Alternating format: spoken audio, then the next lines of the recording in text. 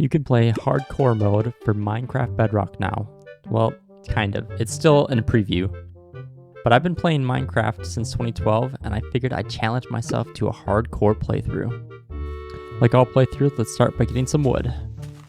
While I'm doing that, let's talk about the goals for this world. First, survive for at least 100 days. Second, beat the Ender Dragon. If I beat the Ender Dragon, I will probably try to beat the hardest vanilla boss in all of Minecraft. That's right, the Bedrock Wither. In addition to that, I want to build some high-level farms for loot and XP. It's well known that Bedrock Edition is harder than Java, with the hardest bosses, slower health regen. And to cap it all off, who knows when the game will randomly decide to kill me with random glitches. I mean, even Mojang has acknowledged those glitches, and that's why Bedrock does not have hardcore mode in the full game as of yet.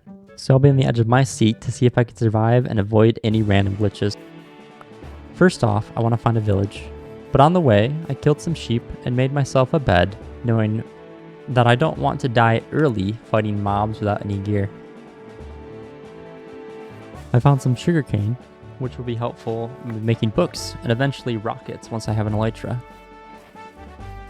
And there's some more over here across this river, which is super helpful. This is a good start to my sugarcane supply. That outpost will be important later, but for now I'm going to stay away. It's a bit too dangerous. Let's go check out the loot at this rune portal. Please be something good.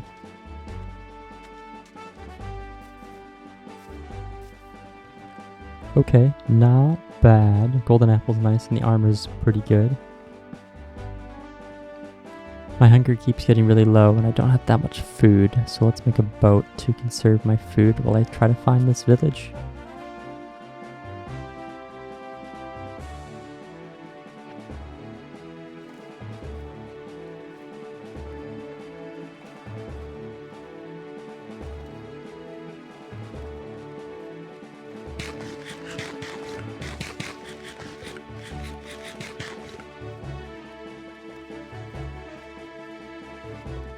That was a lot quicker than I thought. There's a savannah village over there in the distance, isn't there?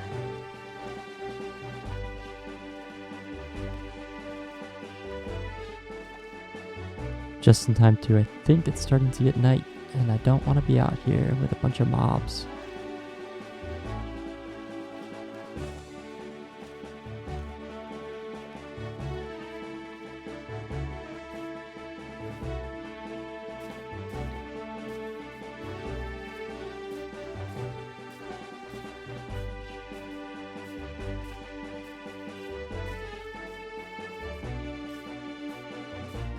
My first day is in the books. I have 99 more to go. And we'll see what this village has to offer after a quick little nap here. Some bread and saplings, not bad.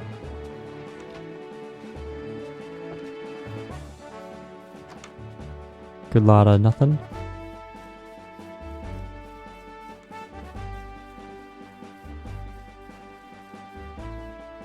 Some horses here. Maybe I'll find a saddle eventually.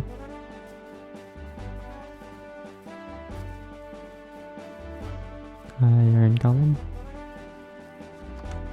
Or nothing.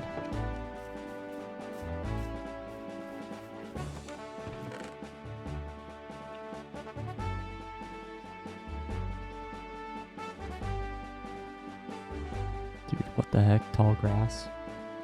You know how rare that is?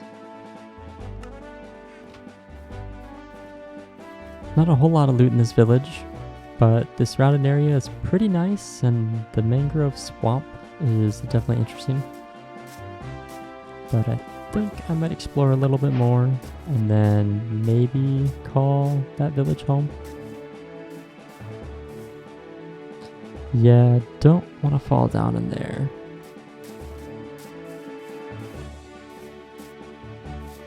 Or really check out the dark cave, or... yeah, don't fall down in there either.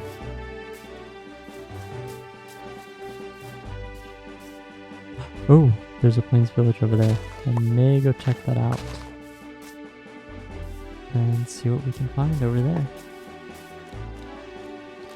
You know, I never really spent a lot of time in the mangrove swamp on foot. I've spent time flying overhead with an elytra. There's a lot more to appreciate from this level. It's really interesting to see how this biome is created, and it's got its own kind of character and beauty.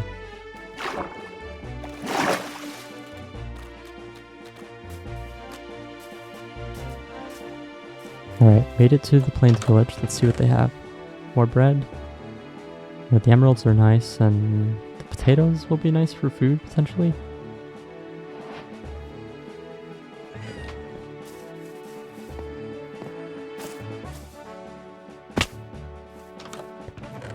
Oh, heck yeah, saddle. That's big.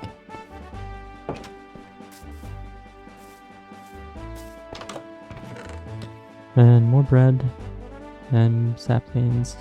The apples could be nice, and more potatoes. So far, not anything too great.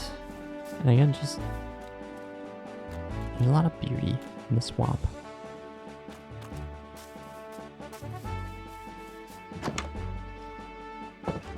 Excuse me, sir. Thank you. I will use your bed to sleep.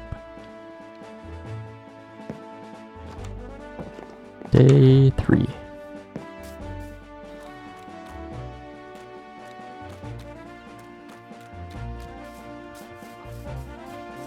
This village could be home. However, I don't know if it's got the best location. I really like the pillager outpost nearby. So I think I might just take some resources, maybe take one of these horses, and head back eventually to that savannah village close to the pillager outpost.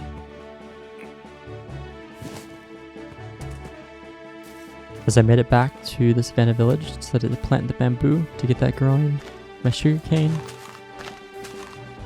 Then I finally decided to upgrade to stone tools on day 5. You know, I might just be hopeless at this game. On day 6, I actually started to mine. First, finding some coal. Decent amount, that is. Then some iron. Breaking a pickaxe on the way. Then I found some copper. Nothing too exciting. Then I ran into a cave with lava flowing down. And if you look at the top left, my little guy, you can definitely tell I'm crouching, making sure I don't fall into this lava. Oh, and hey, there's a geode down there. I'm gonna head down to investigate that, maybe get a hold some of the amethyst shards.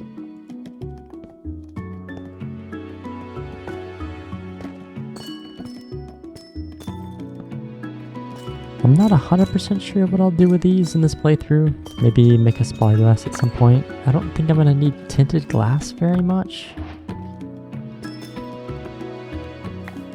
As I continue to farm up my resources, I'm definitely feeling more settled in here. And I'm starting to call this village my home. But I'm going to need some other resources, so I'll need to head out to find some jungle logs. So off I go on my trusty steed.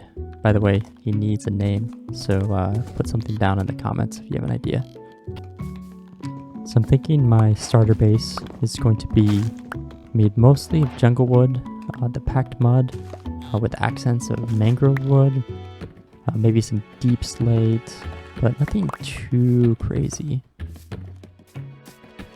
As I was waiting for the leaves to decay and the saplings to fall, I noticed a parrot hanging out by my horse. You know, these might be really useful, especially because they make knob noises, so they can give me a heads up of when I might be in potential danger. There we go.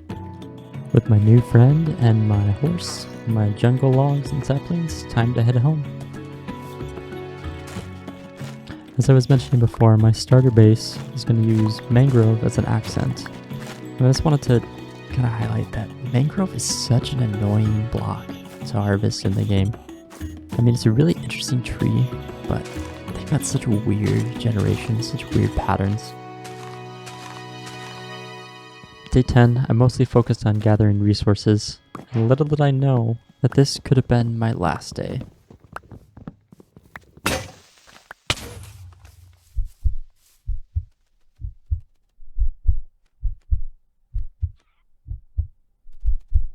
Holy crap.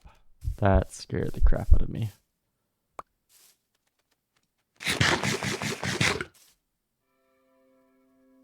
Why didn't my bird make any creepy noises? Yeah, you're supposed to make creeper noises, bird. Yeah, you stupid dumb bird. With that almost death, I decided that my gear needs to be significantly better. So my idea was to see if I can get good trades from librarians. Making a couple lecterns. Checking the trades. This first guy trades for bookshelves, which is nice. And the second guy trades for power 5. So I decided that needs to be locked in because that is a really, really good enchantment in this early stage of the game. So let's trap these guys and keep them as safe as possible because I do not want to lose these librarians.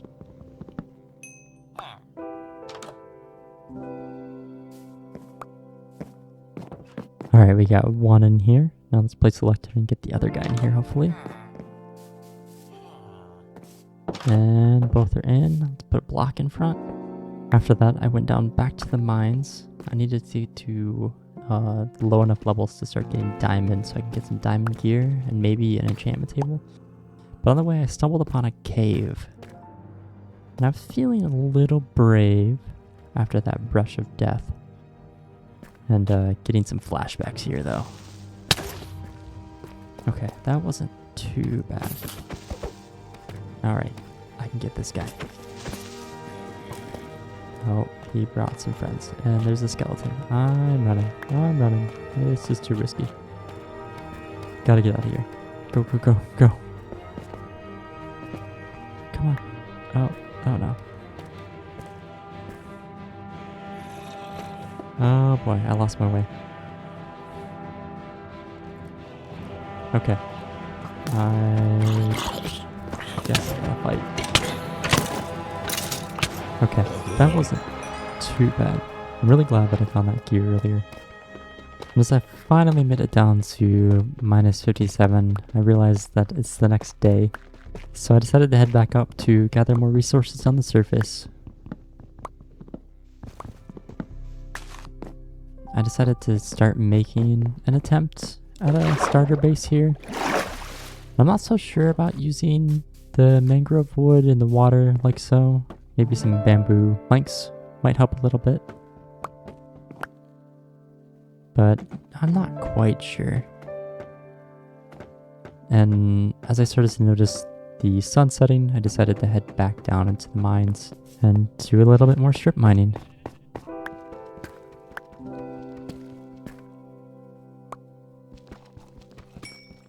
Yeah, some diamonds.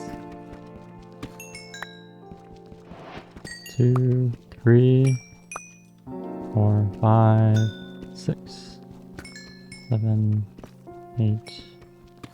Is that 9 of them? 8. I'm just glad I wasn't strip mining in the nether, or else I would be dead. With another somewhat close call, I decided to head back up to the surface to continue to work on the base. I didn't really like this, so I decided to tear it all down and to start with something different. But of course, like always, I got distracted, realizing that I have diamonds to make a diamond pickaxe. I decided to get some obsidian so I can get myself an enchanting table. So off I went to find a lava pool.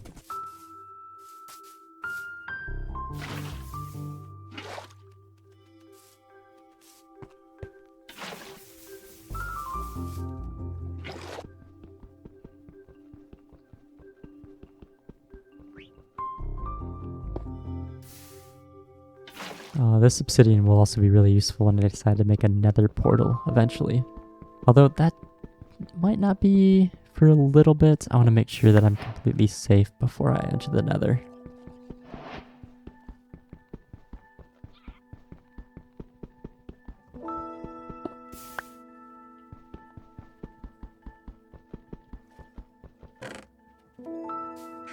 Now with that obsidian, I should be able to make a enchanted table, but first I realized I'm missing a book.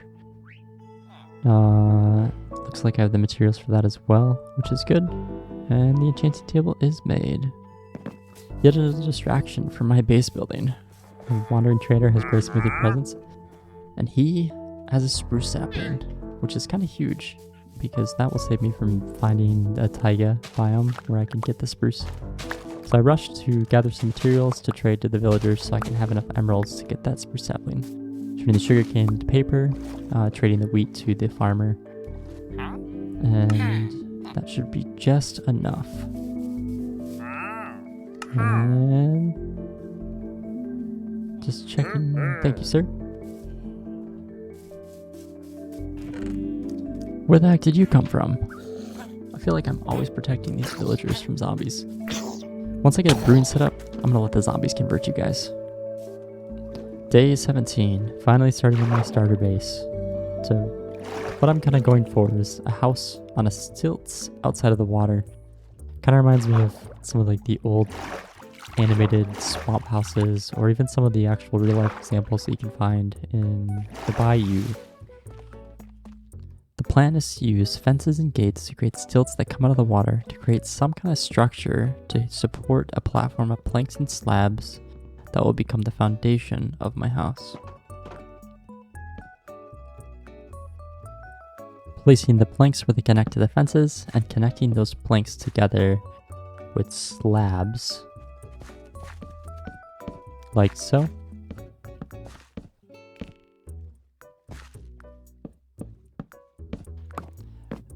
Using some strip jumbo logs to place the ladders on to be able to climb up to the platform. Now filling out the rest of the platform with the slabs and planks. I'm going to use trapdoors to create kind of a fence barrier to enclose in the platform. Every once in a while mixing in the mangrove trapdoors as well to add some variation. You know, I'm not really in danger, even though my bird's making skeleton and creeper noises. With the platform finished, let's remove some of these helper blocks here. And then every once in a while, mix in some mangrove fences and gates, just to add some variety, just to make sure things aren't that uniform. I also want to add some supports in the middle. This way it makes the structure itself seem a little bit more sound, and then connecting those supports in the middle to the edges as well. I need to collect some mud as the primary component of the packed mud that I'll be using, and in addition to that, the wheat that I've been growing. This way I can craft the packed mud blocks, as well as some of the mud brick blocks. With those resources gathered, I can start placing the foundation on the actual structure that's going to be built on this platform.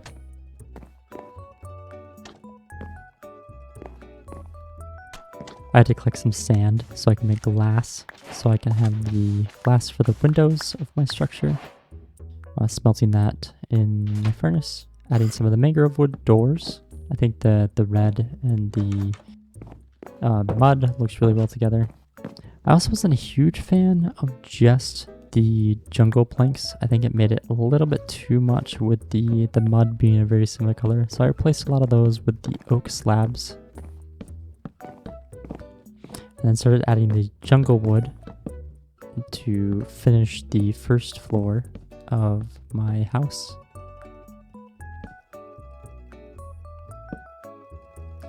And of course, that jungle wood needed to be stripped. I think that works really well. It's a really similar color to the mud, but it adds some variation. And then I started adding the windows on the first floor as well. With the first floor completed, I decided I'm going to start working on the roof here. The roof is primarily going to be made from the mangrove slabs with a trim of deep slate.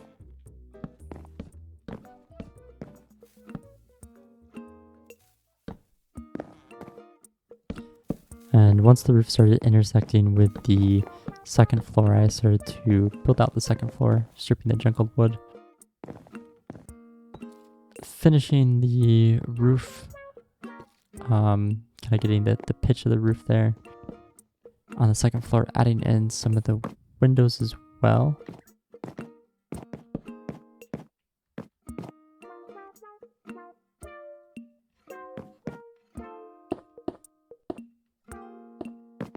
Just having the jungle wood on the second floor was a little bit much, so I started to mix it up and add some of the packed muds and the mud bricks. And then carried the roof theme of tile deep slate and mangrove planks onto the roof. A little bit of a different style roof, where the previous one is slanted a little bit. This is more of a circular roof that goes towards a point.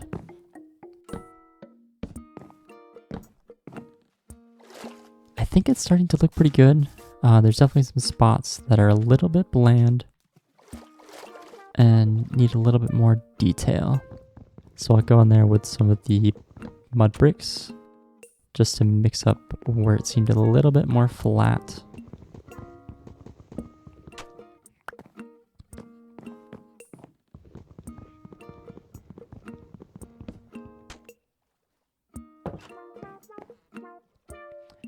Adding in mangrove trapdoors to frame out the windows a little bit. They kind of look like shutters. Doing that completely around the whole structure. The second floor will be my enchanting room, although I need bookshelves around this so I can get good enchants. And let's take a look back. It's a lot better. It still needs some detail. And I think vines is the detail I think we need to add here. So I needed to make some shears to collect some vines.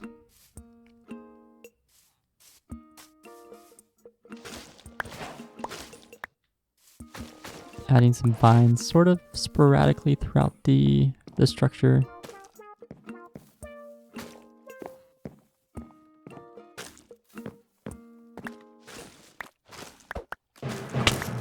Oh, what?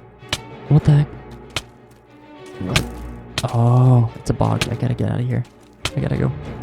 These poison arrows hurt. I thought I was safe. I thought it was day, I guess. Okay. That could have been really bad if I wasn't paying that attention, and I could have been stuck in the mangrove swamp. That could have been the end of the series. Alright, adding those last pieces of vine to add the last bits of detail onto this. Let's take a step back and see how it looks. Oh, I forgot to replace the slab. Hang on 1 second.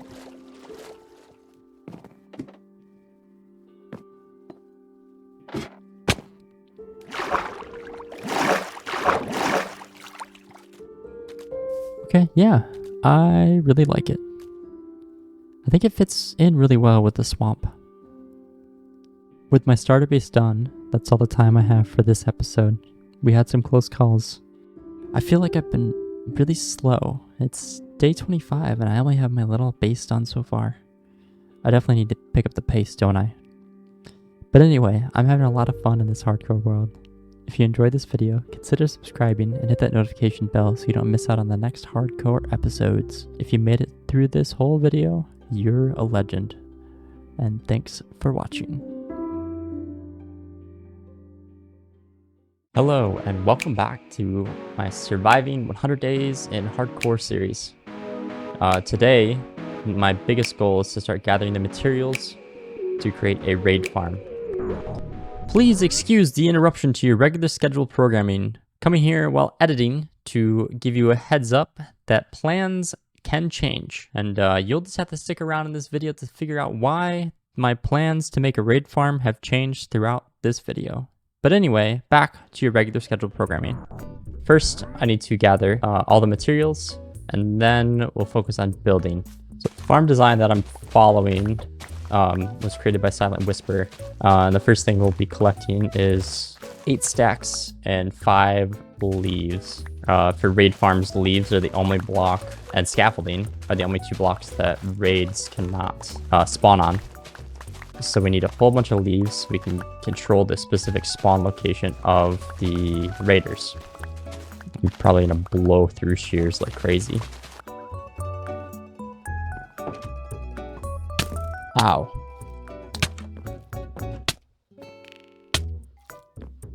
I should probably light up the area around my little base, make it a little safer for me. Yeah, as annoying as mangrove is to harvest the wood, it's really nice to get the leaves because there's tons of them and you can just kind of climb up to the top of the vines. And I just realized I've got way more than enough. I only needed 5 stacks and 22. So now I need to grab the solid blocks, which is the 8 stacks and 5. Check to see if this drowned has a trident.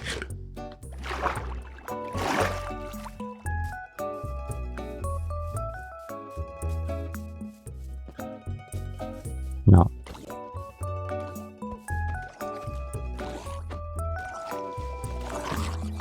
That's going to be the hardest part about building this raid farm using trident killers. I need to get 5 tridents. Okay, so I've got all the materials gathered, minus the tridents. So I'm going to go on a quest to find tridents.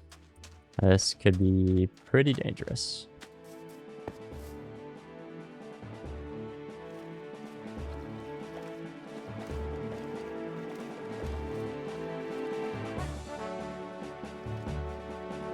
Alright, so I think that drowned has a trident. I'm glad I brought a shield because that is saving my life right now. But I think it should be pretty straightforward to get them. Let's hop out of the boat and go get them.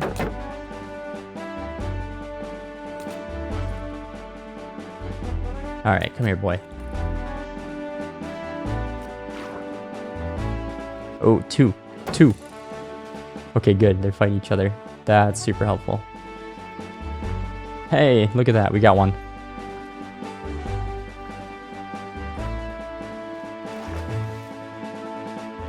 Okay, there's another one. Oh, shoot. Okay, I gotta go get him.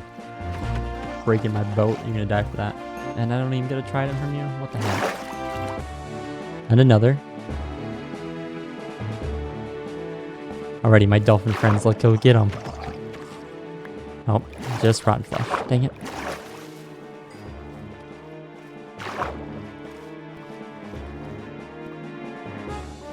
You don't have one. You're no good to me. And those 2 also no good to me. Dang it. They're hard to find, aren't they? These rounds are not spawning with anything good.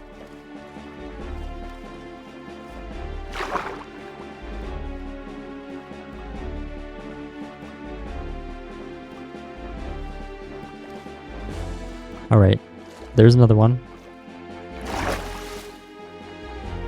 Alright, gotta be careful.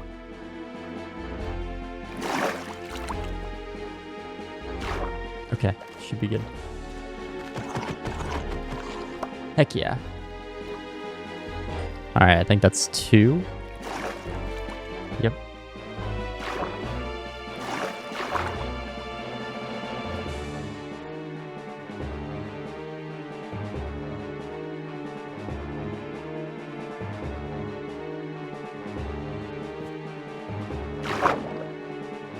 Here comes another one. Oh, come on. Nothing.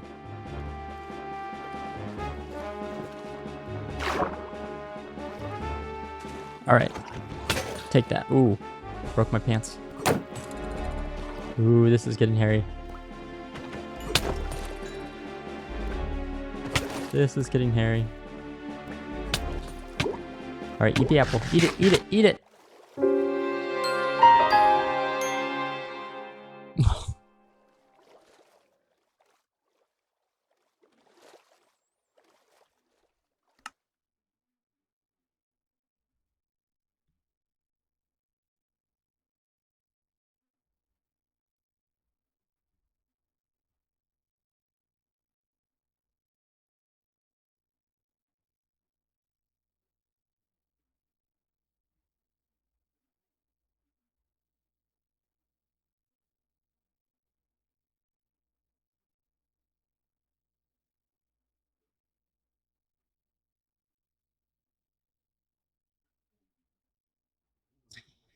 Well, ladies and gentlemen, I'd hate to disappoint, but I have failed. So I think lesson learned here. There's a few lessons I learned from this. One, I need to be a little bit more careful if I'm trying to get tridents. Second, I could probably get a little bit faster getting it into the base and the actual building of my world. Man, I thought I had that golden apple eaten, but nope, not quick enough. Man, that is disappointing. I made it 29 days just about, and got taken out by trident drowns.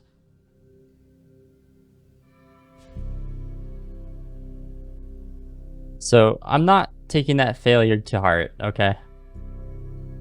Everybody fails at stuff every once in a while. You know, one of my favorite sayings is fail early, fail often, but always fail forward. So I'm going to take that failure, that 29 days, and learn from it. You know, it's okay to fail. You just got to learn from it and pick yourself back up. And, you know, the goals are the same. Okay, I want to beat the Ender Dragon. I want to take on the Wither. I want to build some farms and survive 100 days. You know, I thought about kind of just cutting that out, maybe doing a world backup so I can keep playing in the world. But, you know, I want to make this content as authentic as possible. So I'm going to just run with the fact that I have to start over. And I think it's okay by me. So, but I'm going to skip a lot of the early game stuff just because we've seen that already. But I will say I'm going to have stone tools on day 1. So at the end of day 1, I was able to loot 2 villages, lots of obsidian, a couple flint and steel, hay bales and wheat, some bread, emeralds, and a saddle. Nothing insane though.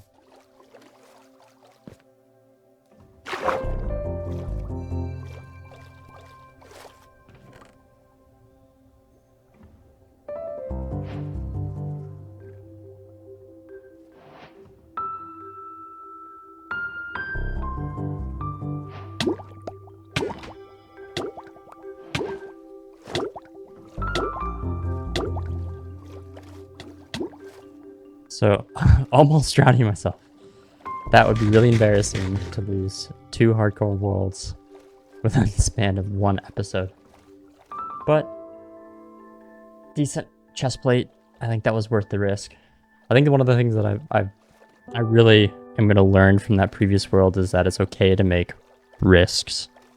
One of my favorite quotes is, "To live is to risk it all. Otherwise, you're just an inert chunk of randomly assembled molecules drifting wherever the universe blows you." Let's see what you got.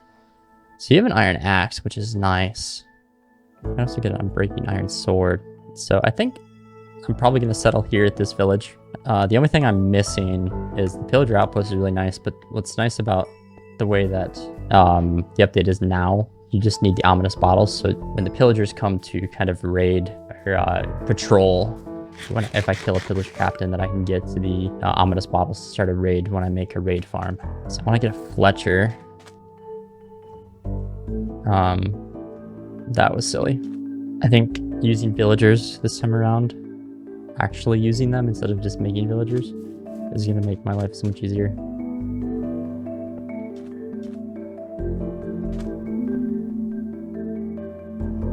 With that Fletcher, I wanted to get a reliable source of 6, so I headed off to see if I can find some bamboo. And not super far from my village, I was able to find a jungle biome. However, it kind of caused me to get into a little bit of a fight. And I don't want to take that risk yet, so let's back up a little bit, see if I can get these zombies to despawn. And then we can go back in to get that bamboo.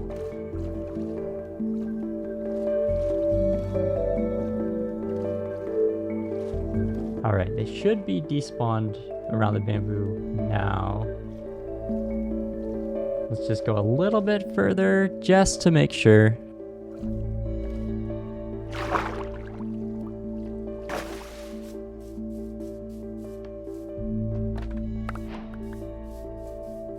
Okay. I got some bamboo. That was a little hairy, but I got it. I'm gonna use the bamboo primarily just to get sticks. And I think I want to set up an auto farm as soon as possible, which means I need an observer. So I'm probably gonna end up going to the nether a lot quicker this time around. So it's day 7, and I think the previous world that I failed in, I lacked a lot of vision and a lot of focus. I kind of had ADHD. So I'm going to really focus in on a specific goal here. And so I really want to use the villagers to get ahead. So I am going to focus on building a villager trading hall and an iron farm. So I went ahead and collected beds from all over around the village. Also going to the village on top of the hill. Killing sheep on the way so I can get extra wool in case I have to craft more beds. In addition to taking the beds, focusing on taking any of the workstations as possible, making it so I can get the villager trades to be whatever I'd want. Also, quick plug, this farm was designed by Silent Whisper, link in the description. Alright, quick update. I've got most of the materials. So on Bedrock mode, you have to use 20 beds. So I went and looted both of the villages and then had to make a few extra to get the 20 total beds. And now I'm just making sure I have the rest of the materials so I can start building the iron farm. With all the materials gathered, I started by making a temporary little location to put villagers that I can use to breed. Putting down slabs so they won't interact with glass panes. So when they breed, the baby villagers will fall down beneath the villagers that I'll be placing on top of those glass panes in between the trapdoor.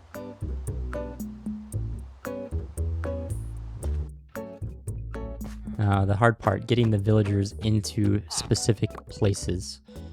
It's always a pain getting villagers where they need to go, especially this early stage where I don't have minecarts, using water to push them, using boats. And then you can see here I'm trying to get the right workstation out, and it was nearly impossible to get it out in time, so we had to push this guy back into the place where he's going to be held. Next, I started by creating the item collection location, digging out a specific spot where I can put a double chest, and into that double chest, into placing a hopper. On top of that hopper, we put a fire that specifically is there to kill cats, and then putting slabs above the chest so we can open it, and then creating the walls to hold in the water that will eventually push the golems into the center. Putting leaves on top of the walls because golems can't spawn on leaves, and then starting by placing the signs that will eventually hold the lava. Next, we need to create a platform for the beds to be placed. We're going to be placing the 20 beds, making sure that the pillows face into the center on the top layer of the 4 beds, and then 8 beds on each layer below. Next, we need to fill in the water, making sure we don't put a water source next to the corner water sources. That way we have flowing water all the way through the whole area. And now we need to start creating the areas where the villagers will be held, putting a workstation in front of them, and then pushing the villager behind the workstation and blocking them in from above so they can't jump out.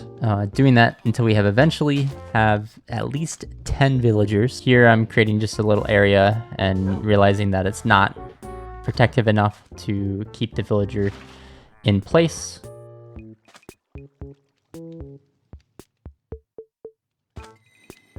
Catching that little baby in a boat. And then blocking in the area to make sure no other villagers can escape there, so I can keep them controlled a little bit better. Giving these 2 villagers lots of food so they can breed to have more villager babies. This way we can get to that 10 villager count a little bit quicker.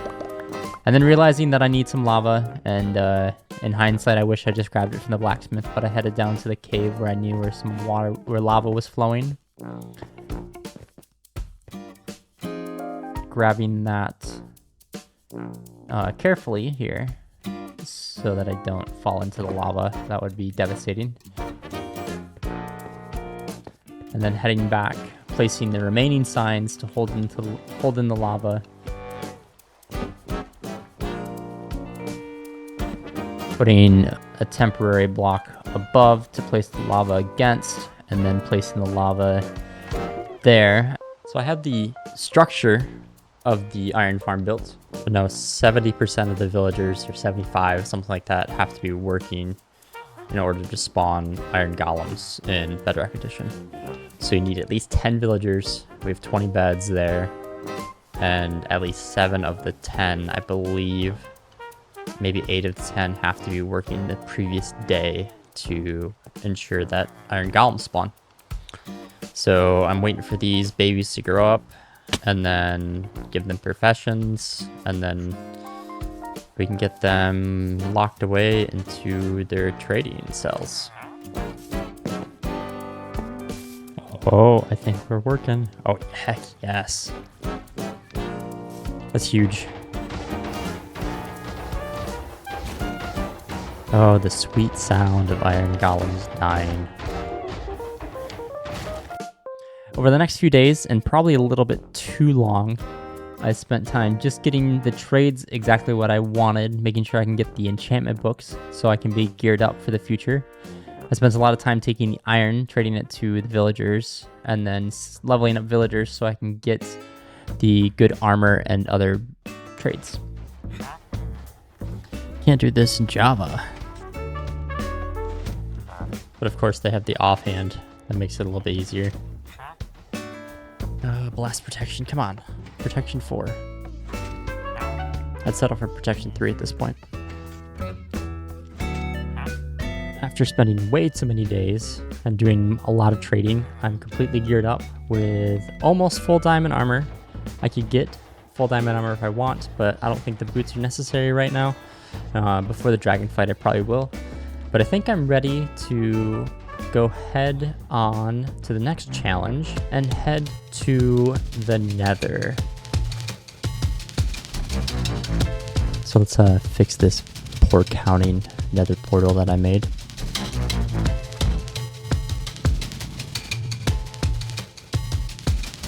Making sure to leave in some blocks in the corner, or the Minecraft god himself, Etho, will be mad at me.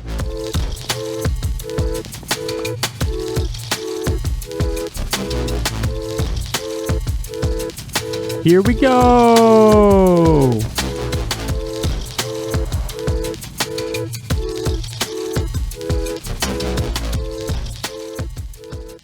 The Nether, an infernal wasteland ruled by all manner of horrifying creatures, dotted with fortresses guarded by blaze and wither skeletons, the sky being constantly patrolled by ghasts. The riches are controlled and watched over by the piglins and their brutes. This terrifying hellscape is no place for man. Only the bravest can conquer this realm.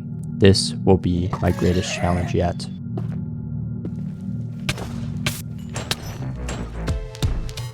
Here we go!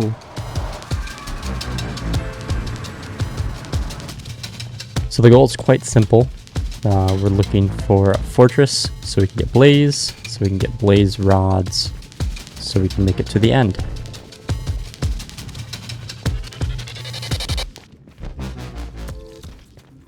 It seems like I spawned in a very maze-like location, so I'm gonna dig out just to see if I could find some more open space so we can explore a little bit easier. So I'm gonna avoid that gold for now. I don't want the piglins to get mad. It looks like we're opening up now, so hopefully we can get some progress to finding the fortress. Also, man, the nether is scary. I do not like it here at all.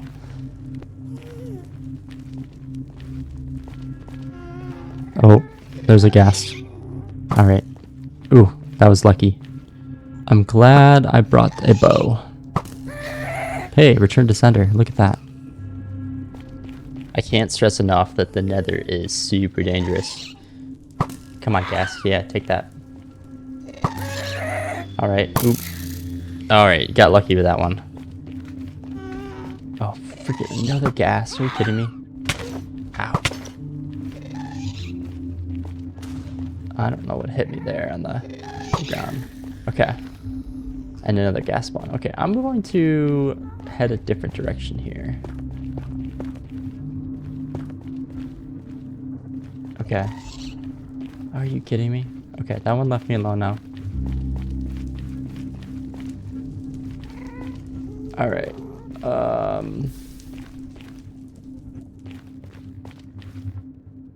Alright, I'm about to do something very dangerous here. Yeah. One block pillaring across the lava like this in the nether. My heart is definitely racing. Oh, come on. Alright, nope. Let's see, can I get this guy? Oh, there's another one. Nope. Okay, I'm out of here. Let's get them to despawn. Okay, I think they're despawned. Let's catch my breath a little bit. Are you kidding me? Man, there's gas everywhere. Ah!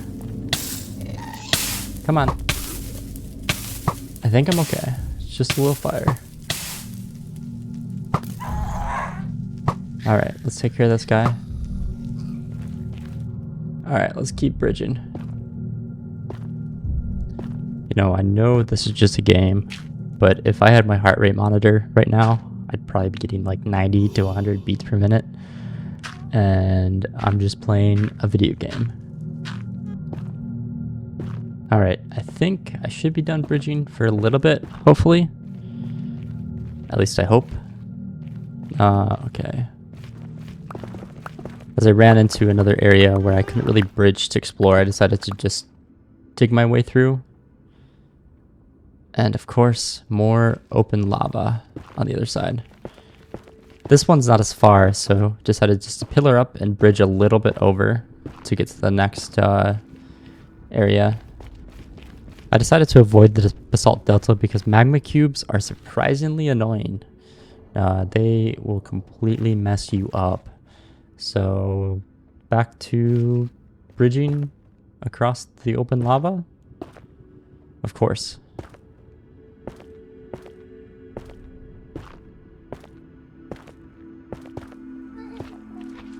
There's a pretty good example of why I avoid basalt deltas.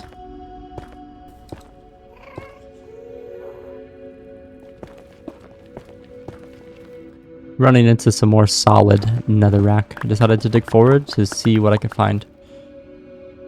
And just out of the corner of my eye up here, I was able to see nether brick off into the distance.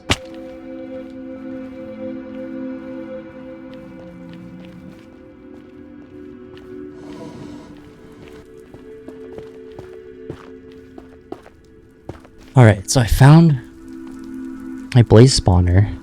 This is actually a super clutch blaze spawner.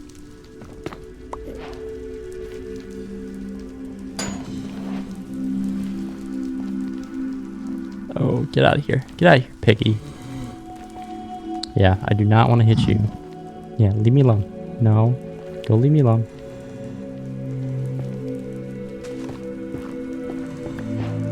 Do a little block off here.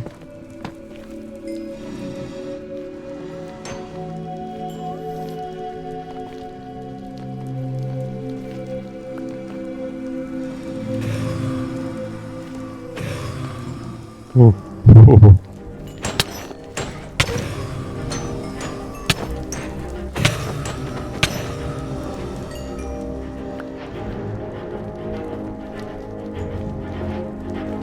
Heal a little bit. That was closer than I wanted it to be.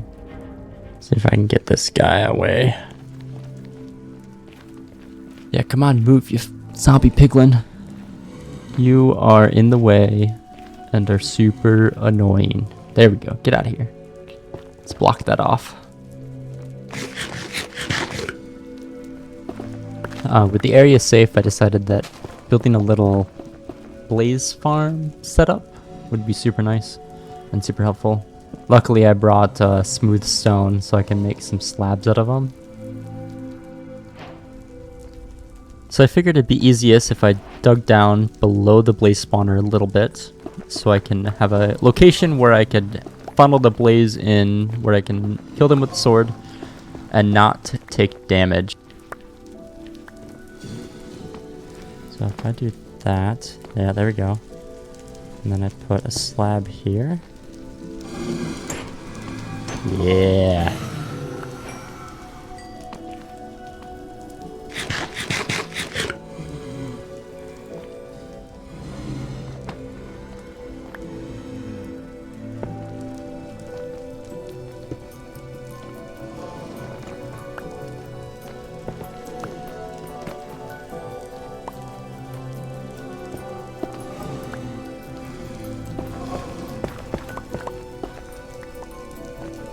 And then I have a makeshift little blaze farm.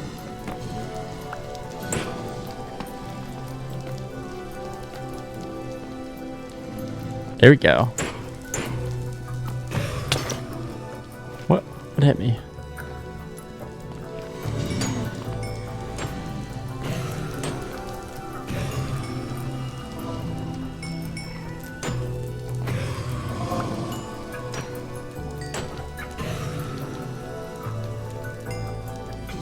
Is this the most efficient blaze farm? Probably not, but it's keeping me safe, and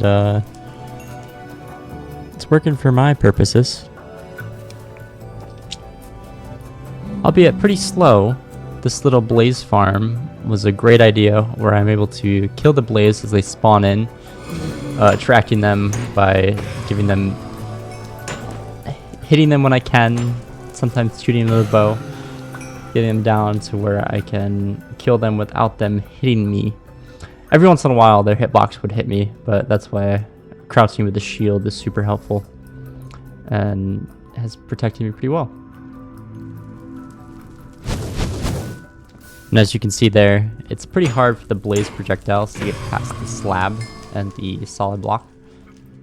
So it's pretty effective overall.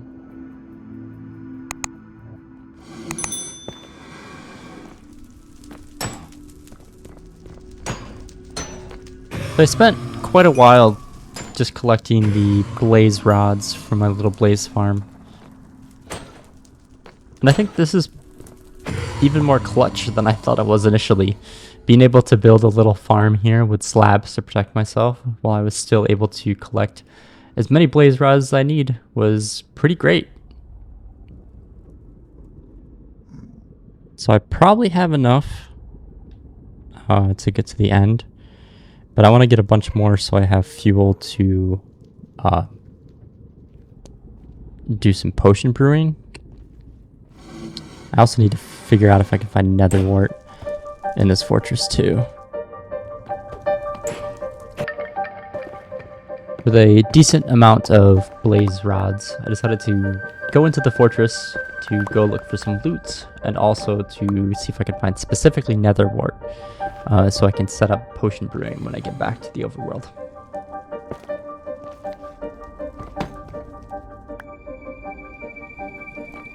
Making sure I have the spawner blocked off so I don't have to worry about blaze shooting me in the back. And then heading off. Encountering mobs, of course.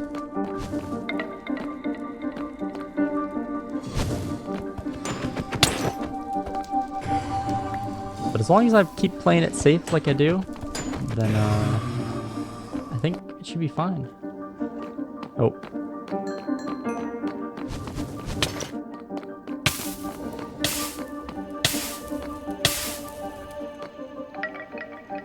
A habit that I have is to place blocks so that they're too high at a lot of the crossing pathways. This is so that the wither skeletons can't follow me.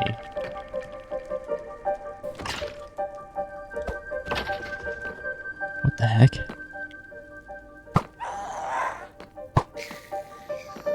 was probably the weirdest spawn ghast I've ever seen. At this point, I continued to explore around the fortress, taking on blaze wither skeletons, regular skeletons, as the mobs continued to spawn, looking for that elusive nether wart. Which soon enough, I was able to find in a chest of all places. Nether wart, okay. And yes, in hindsight, I forgot to grab the diamond. At this point, it was time to head back and make my way out of the fortress. Having found everything I needed to brew potions and make it to the end, I needed one more piece of the puzzle, some soul sand.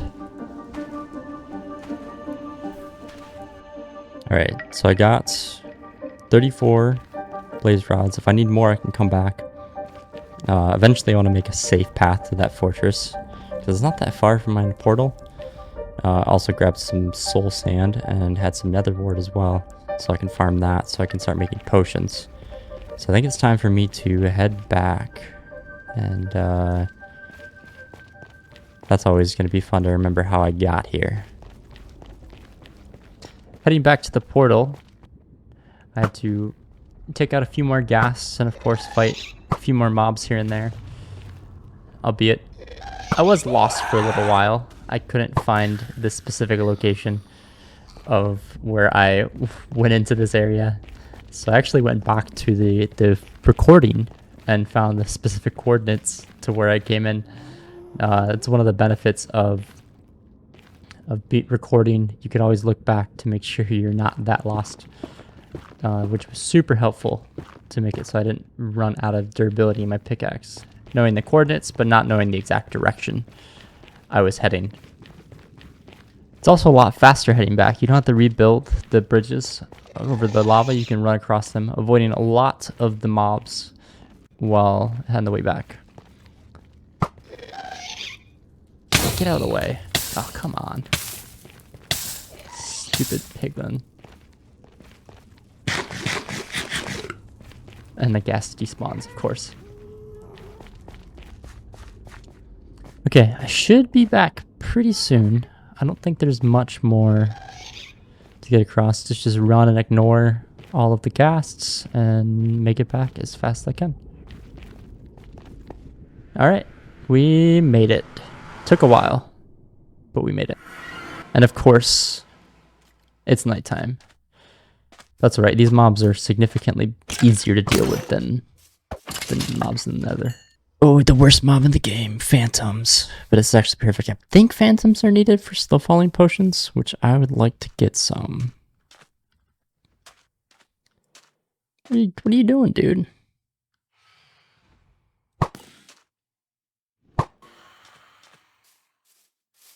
And you didn't drop any phantom membrane. So making it back, I placed on my soul sand to start farming the nether wart, so I can start brewing potions. I think I'm going to use a few different potions during the dragon fight. And then additionally, I started trading with the villagers again, leveling up this cleric so I can get ender pearls. And with conquering the nether, we made it back with 34 blaze rods, which I think is a pretty good haul. So we can make eyes of ender. The goals, of course, next to trade with these villagers to unlock ender pearl trades, turning those ender pearls into eyes of ender, so we can find the stronghold and take on the end. Subscribed so you don't miss out on the next episode when we go and fight the dragon. Thanks for watching, and if you made it to the end, you are a legend. Welcome back to my Surviving 100 Days and Hardcore series in Minecraft Bedrock Edition. Today is going to be the hardest challenge yet. We are going to the end. In all my years playing Minecraft, I've never once beat the dragon in hardcore mode. But this is going to be a first for me, so stick around to see if I have what it takes to take on the end and beat the ender dragon. But first, I needed to get the rest of my ender pearls, so I spent some time leveling up this cleric so I could get as many ender pearls as I wanted. Spending some time cutting down wood turning that wood into planks, and subsequently turning that planks into sticks so I can trade with my Fletchers, so I can get more emeralds, so I can continue to level up this cleric, so I can get as many ender pearls as I need to find my way to the stronghold. One of the most underutilized items in Minecraft and one of the most overpowered is Minecraft potions. So for this dragon fight, I'm planning to make multiple different types of potions, starting first with slow falling, which the recipe is first nether wart and then phantom membrane. Next, brewing regen potions by using the gas tiers and then powering those up with redstone so they last a little bit longer.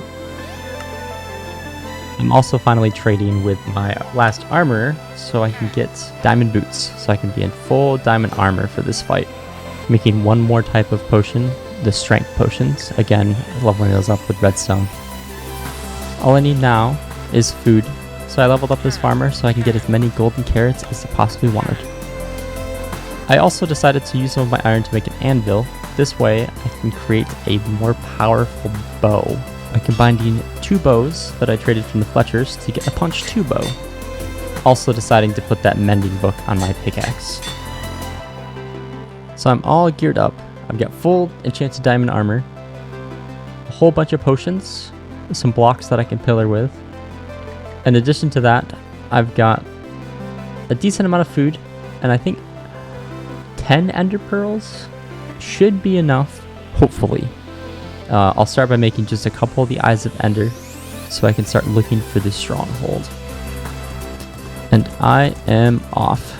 My plan for this journey is quite simple. Every few hundred blocks, I'll throw my eyes of ender, making sure that I try not to break them. I'm a little nervous that 10 is too little, but we'll see. This journey has unfortunately brought me to snowy biomes, and that makes me really nervous because one of the scariest things in the snowy biomes is powdered snow. So let's hope I can stay on this frozen river over here for a little bit so I can avoid potentially powdered snow altogether. Unfortunately, we're traveling on more snow. Oh no. Oh no. Don't panic. Don't panic. Just break the powdered snow and we'll be fine.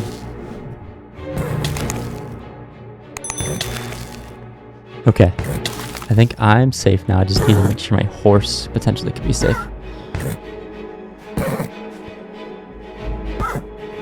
Oh, stay out of my way, horse. You keep getting in the way. You're gonna die if you keep getting in the way. I'm trying to save your life, buddy.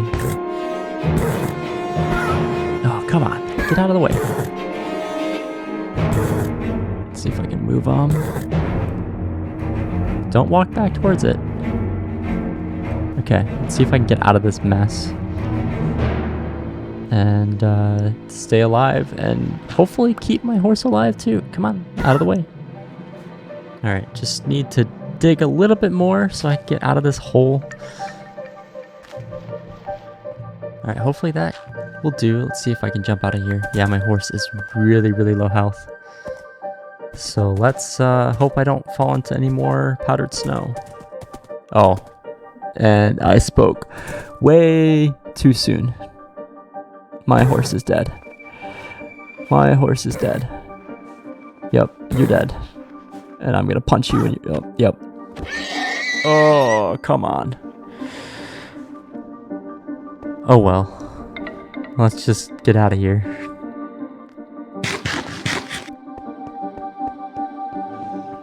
Oh, you've got a baby. I'm not looking back. Just run. Just run. Just run. I think this is the location. I don't know about... Oh, and of course, I break another pearl. Hopefully I have enough. I've only got 8, potentially now. But so, I'm pretty sure the stronghold's here. I don't know about on Java, but a lot of times on Bedrock, strongholds spawn underneath villages. So let's... Okay, yep. The pearl went the other direction. So I'm pretty sure the stronghold is below this village, right around this area. So let's do one of the most unthinkable things to do in Minecraft and just dig straight down. However, I'm not going to dig exactly straight down. I'm going to dig a couple blocks next to each other so I can keep myself alive, but also dig pretty much straight down. Alright, we're at level 2, just about to get to 0. Hopefully the stronghold is coming up soon. Okay, here we go. I have found it. Let's see how long it takes me to find the portal room.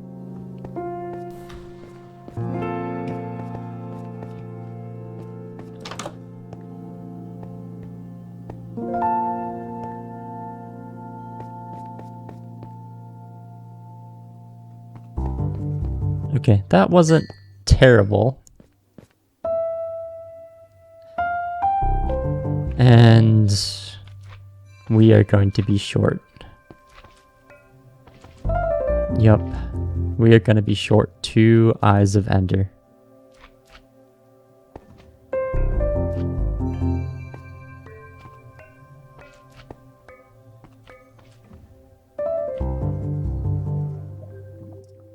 Are you kidding me? I had just enough if they didn't break.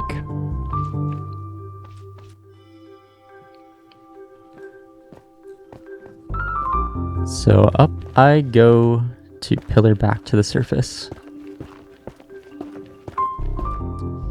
So I have 2 options here. I can either head the 2,000 block journey all the way back and trade for a couple more ender pearls, or I can wait till night and see if we can get endermen to spawn. Unfortunately, I'm gonna have to journey 2,000 blocks all the way back. Hi there, Mr. Fox friend. Oh, you're sleeping? Minecraft foxes are by far one of the cutest animals in the game. Especially when they roll up and sleep like that. I wish the dog animation, the wolf animations would do that. There's a cute little baby fox too.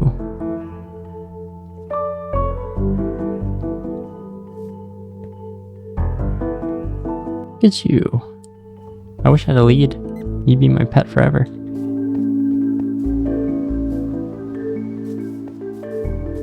Don't see this in Java. The leaves turn white when it's snowing. It's one of the best features in Bedrock.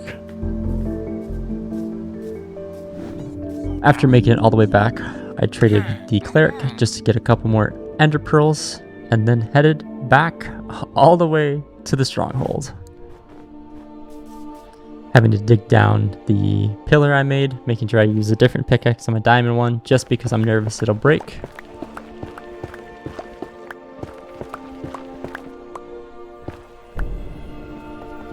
And as I made it back to the stronghold, headed back to the portal room.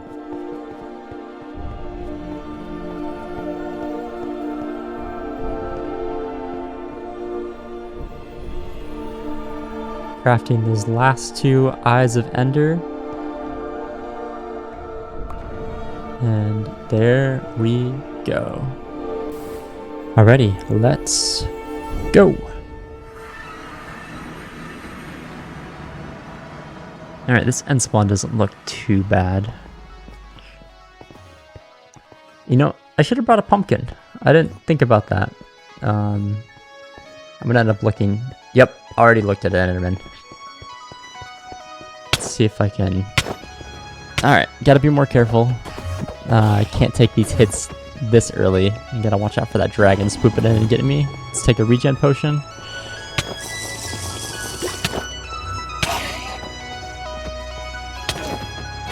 Alright, that one's taken care of. Let's eat some food.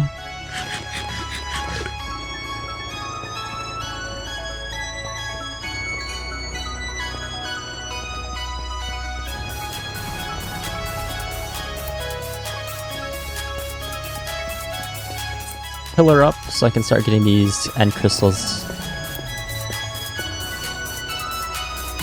Take a slow falling potion just in case.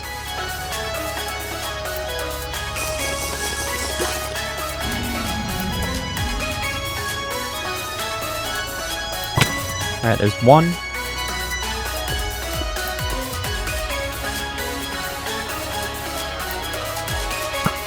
Two. 3. 4. Nope, missed. 4. 5. 6. Maybe. 6. Okay. What, 3 more? Yeah, slow falling for the win.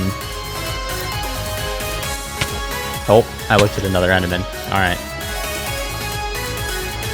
Let's just dig down. See if I can dig down and hide from this one a little bit. Uh-oh.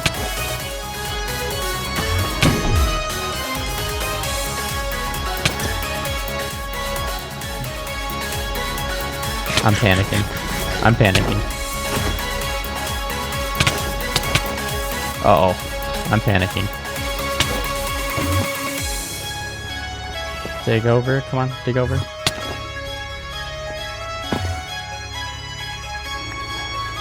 I need another regen potion, quick.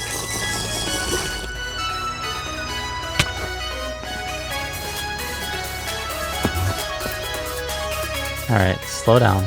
Slow down, heal a little bit. What in the world is hitting me here? Healed up.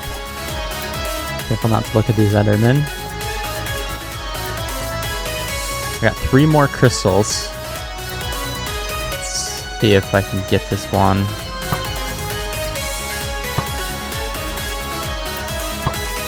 No, I can never get this one from this angle.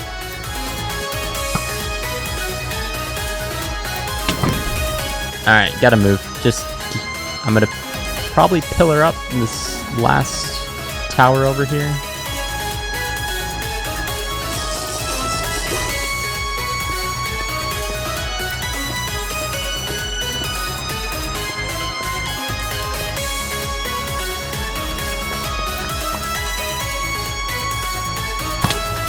Alright, 2 left. Ooh.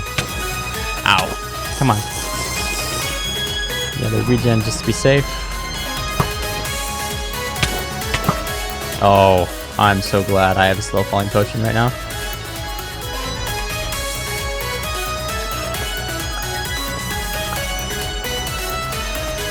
Break that.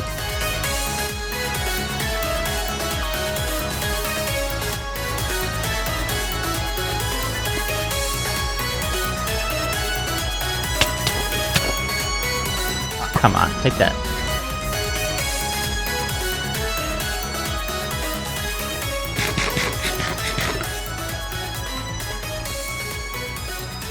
Alright. Alright, 1 crystal left. Alright, almost there. Dodge that dragon attack there.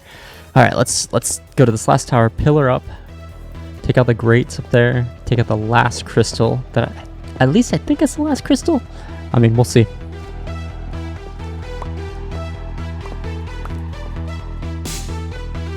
That should be enough. That's more than enough. Alright. Alright. All the crystals should be destroyed. Now, this gets real. Oh, go now, go now. He swooped in. Man, he's loud.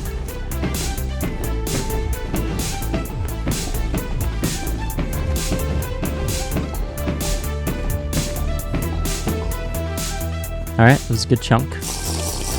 Pop another regen. Pop a strength potion. Alright, let's go. Go, go, go, go, go.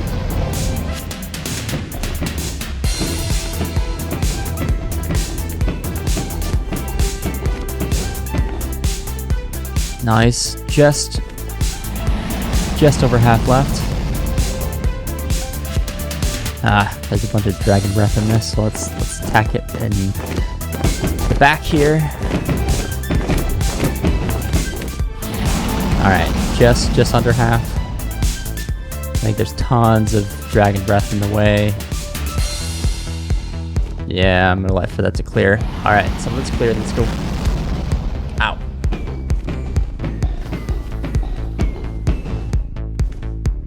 Alright, avoid all this nastiness.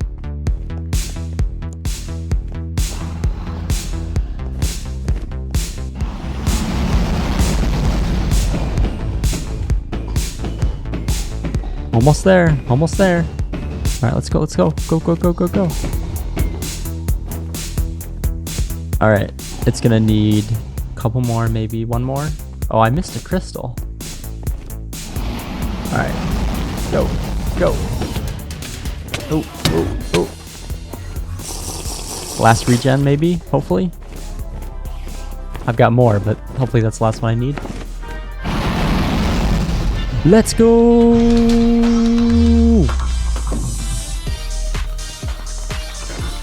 Oh, look at that beautiful sight.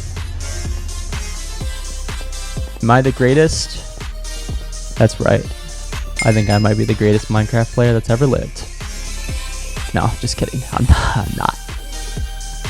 That title is held by B00-100. So I went from failing the first world that I tried in hardcore to now beating the Ender Dragon on day 62.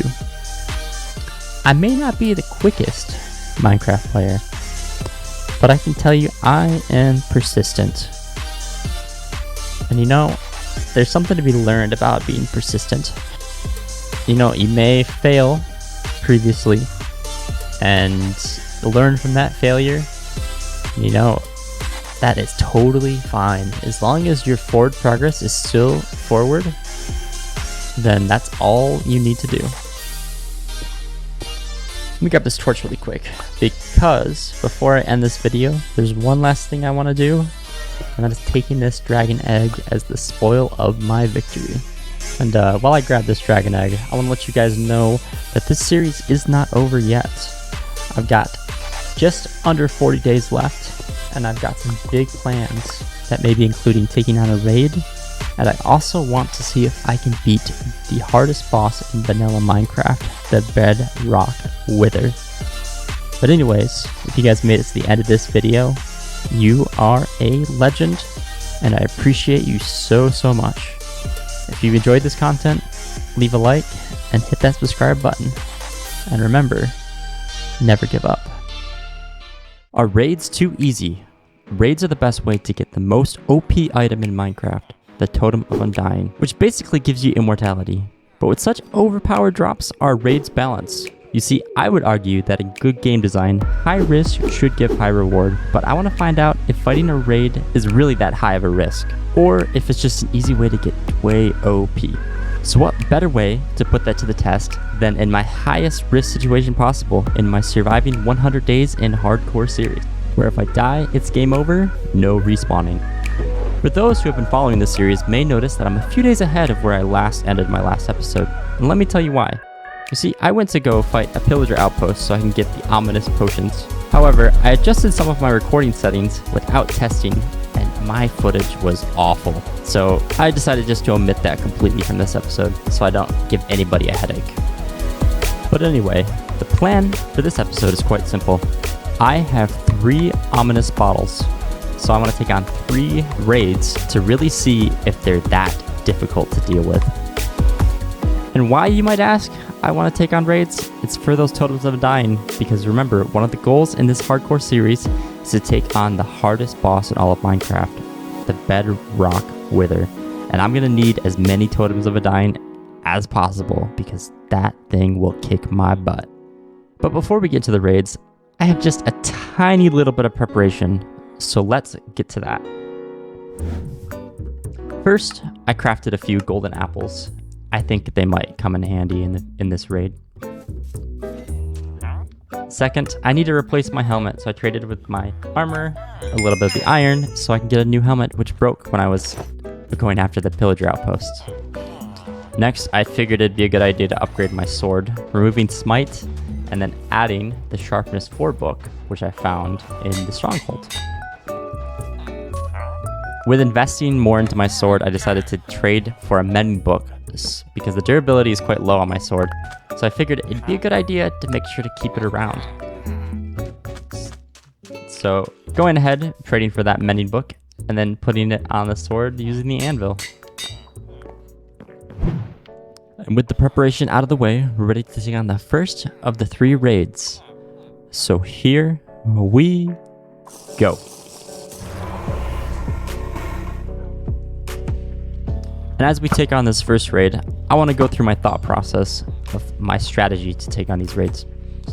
Back when I used to play Call of Duty, I was probably the most annoying player ever. A lot of people call me a rat because I would camp with a sniper so I didn't get hit as easily. And you know, that's kind of the strategy I have for this raid. However, since it's PvE, I figure it's a little bit better of a strategy overall. And the NPC mobs here, they're not going to get mad like actual PvP players would.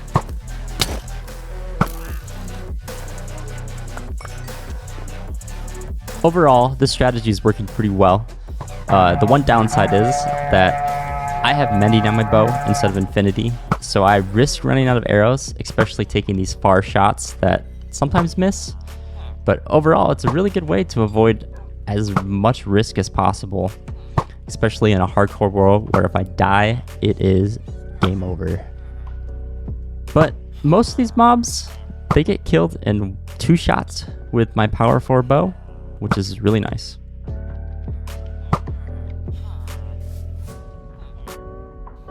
The Ravengers, however, take quite a bit more arrows. I think it takes about 6 shots to take down a Ravager with my power 4 bow. But again, just keeping them at a distance and being kind of that rat-like sniper is a really good way to avoid most, if not all, the risk during these raids. And sometimes having to get a little bit closer. But so far, only taking a couple hits overall. And as the waves got a little bit more intense with more mobs spawning, I had to take a few hits here and there. But most often, the crossbows would only deal half a heart. So it really wasn't that terrible to deal with. And this strategy works really well for the pillagers, keeping them at a distance so they can't shoot you with your crossbow. It works really well with the witches as well. Taking them out before they can throw any potions at me is really, really easy. And with 2 mobs remaining in this round, I ran into a little bit of a snag. You see, these last 2 witches were kind of doing the strategy I was doing. They were camping in buildings. Alright, where is the other one at? Are you over in another building? Where are you? Where are you at? I can hear you, but I cannot find you at all. Where are you?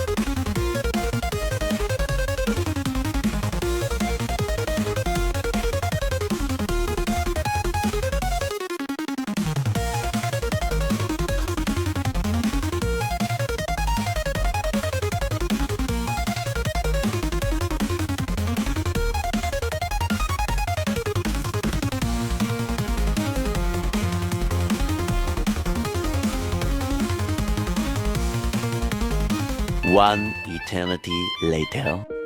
Alright, chat. I spent probably about 45 minutes trying to find this guy. And what the heck are you doing spawning in the most impossible place to find? So overall, my strategy has been working really well, keeping my distance. However, sometimes it got a little bit hairy as I wasn't keeping perfect distance, so I had to run away from the Ravengers. But luckily they're not that smart, and as I can just get some high ground, then it still makes it really, really low risk overall. So pillaring up with some dirt and hopping over to a building.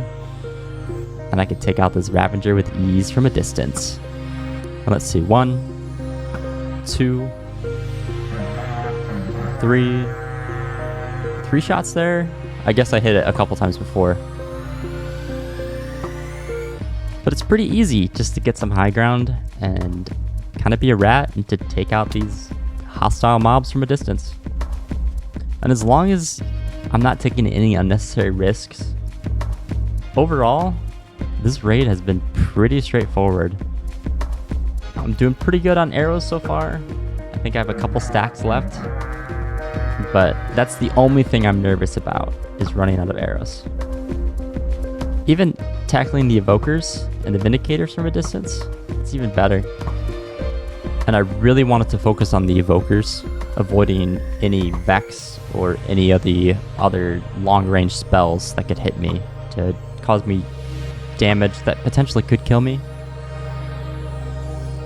And even being distracted by my nemesis, a Trident Drowned, I was still able to get my first Totem of Undying with relative ease. Although, they have been using the sugarcane kind of as camo, which is a little bit annoying, but it's not too bad. And as the rounds get a little bit more intense, I got hit here or there now and again, but nothing too crazy. My diamond armor holds up pretty well, prevents a lot of the damage, and just trying to avoid, especially the evokers, spawning any Vex. But overall, once you start to get hit a little bit, do a little bit of kiting, jump back a little bit, make it so the mobs, especially the hard-hitting vindicators and evokers, have a hard time hitting you without being killed. And this pillager using the sugarcane as camo, it's a pretty good strategy by them, but not good enough. The other benefit that I have is the Wandering Trader is distracting the mobs so they don't focus on me. And we all know who wants the Wandering Trader around. Maybe that's one of the benefits of them. And as I jump down to get my second Totem of Undying from the raid, I'm prepared to take on the last mob here for the round, which is the first one I really got up and personal with a sword. My strategy of staying back, avoiding any unnecessary risk, and kind of being a little sniper camper shines really, really well on the final waves that are a lot harder when we've got multiple Ravagers, multiple Evokers on Ravagers, many Vindicators, and Witches to heal the Raiders. It makes it so much easier just to avoid any potential damage, just taking pot shots from a distance. I think this might be one of the best strategies for a raid overall, besides maybe making a raid farm, because then you just kill them with trident killers and you don't have to take any damage at all. But my thoughts overall on the initial question in this video, are raids too easy? So far, I think they are a little too easy. Are they balanced? I'm not sure. I'm going to wait until I do a few more just to see how many Totems of Undying that I get before I make a conclusion on whether I can call raids balanced currently in 1.21. And with one mob remaining for this raid, I realized that the Vindicators hit a lot harder. One raid down, 2 to go, and I've got something special cooking for you on this one, so I hope you enjoy. Let's go. Yo, I'm like an addict, do I gotta have it. I ain't even playing, got a really bad habit. If it moves, gotta grab it, fuse like a magnet. Lose, won't have it till I'm doomed in a casket. I ain't playing, got a weird mind. If you work 8 hours, I'ma work 9. If the shit tastes sour, you should taste mine. I'ma stay in power for a long time. Get up, nah, I ain't a quitter. Toss me the ball, I'm a really big hitter. Big picture, I'm a straight killer. Rising the song to the highest bidder. Got juice, got gas, I'ma move fast. New shoes, new tracks, like who's that? I'm new, come back, better than last. Yeah, it's a new me, never gonna look back. I'm never gonna look back. Cause damn, I was built to last. You move slow and I move fast, and that's facts. Only I can make a change. Slowly take a step today. I will never be the same. Cause that's what it takes.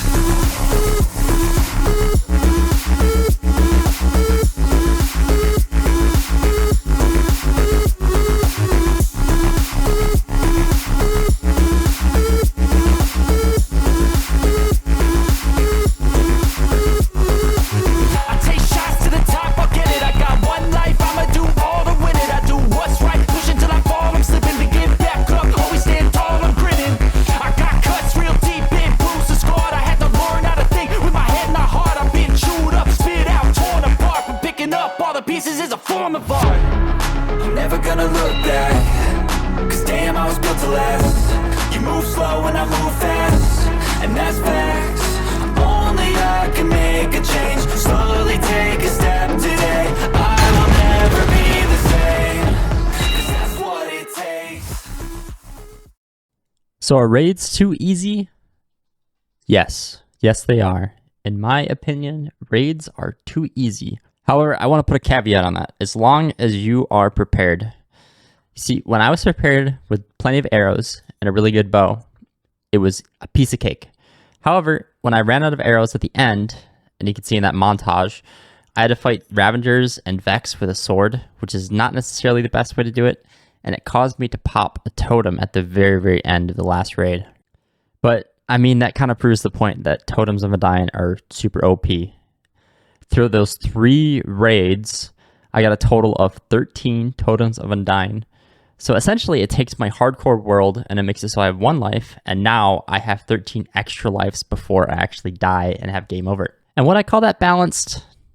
Not perfectly balanced, but I wouldn't change anything. I think in 1.21, especially with the ominous potions, to take away the AFK raid farms, it makes it a lot more balanced. But anyway, with all these totems of Undyne, all I need is to get myself some Wither Skulls, and then I'm ready to take on the Wither.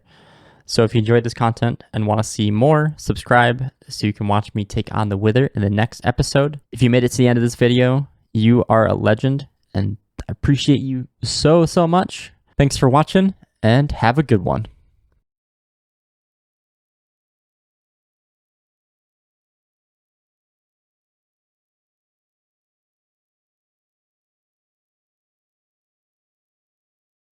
The hardest boss in vanilla Minecraft is the Bedrock Wither. As compared to its Java counterpart in hard mode, which only has 150 hearts, in Bedrock the Wither has double that at 300 hearts. Not only that, its behavior is completely erratic, and once it's at half health, it gains a really, really hard move to deal with, the dash, that will break blocks and plow straight through you. So in this episode of my surviving 100 days in hardcore on Bedrock, I'm going to be taking on the Wither. But not only that, I'm going to be showing you the steps I took to make sure that I am prepared so the seemingly impossible fight becomes a piece of cake. So let's get into that, and I'm going to start off with a quick trip to the nether so I can get myself some Wither Skulls.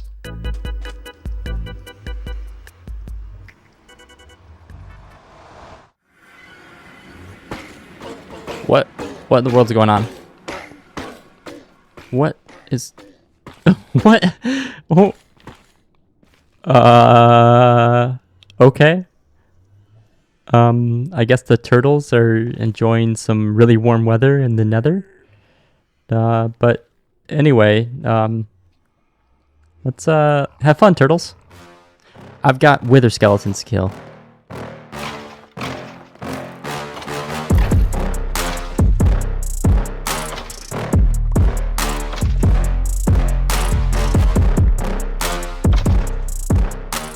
Partway through killing the Wither Skeletons, I noticed my armor was getting pretty low durability, so I decided to head back and get some mending books. So trading for some bookshelves to get some books, taking those books and then trading with my other librarian to get mending books. Sir, I would like 4 books, please.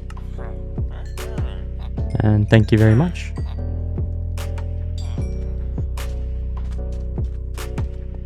With those books, heading over to my anvil to enchant each piece of my gear, because I don't want to waste time replacing my gear. And after investing, I decided to add some trim to my armor pieces, making them look just so much better. Going with redstone on the diamond, and later I think that would look good on netherite as well. And just playing around with the armor trims that I specifically had to figure out which is the best look based off the ones that I found, without having to go find some really rare ones, because I don't really have that time in this playthrough. And with that quick pit stop out of the way, let's get back to killing some more Wither Skeletons.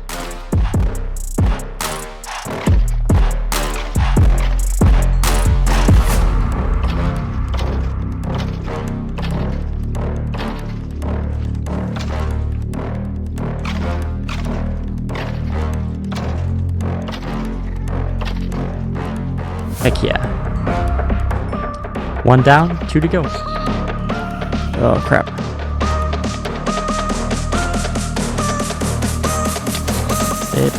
Stay back, zombie piglins. Oh crap, oh crap. Oh. I think we're fine, and I've got totems just in case. Oh, another skull. Heck yes. There we go, 3 skulls. And with the first step of getting the 3 wither skulls complete, it's time to move on to the next step, which is to make sure that my armor is in really good shape. So after a quick nap, I decided it'd be a good idea to try and get better enchantments on my gear. Not that they're that bad, but work towards protection 4, which finally I was able to get a villager to trade for protection 4. Starting by putting it on my boots initially, and then eventually coming back to get all of the enchantments on all of my armor. But I also wanted to upgrade to netherite, so that means going to a bastion for the netherite upgrade trim. The biggest threat in the bastion are not the piglins, but the piglin brutes. And you'll see that they are no joke. Alright. Yeah, I'm gonna bow spam you. I'm gonna just bow spam you. Ah. Oh, what? Oh my goodness. Oh. Ah. Ooh. Yeah.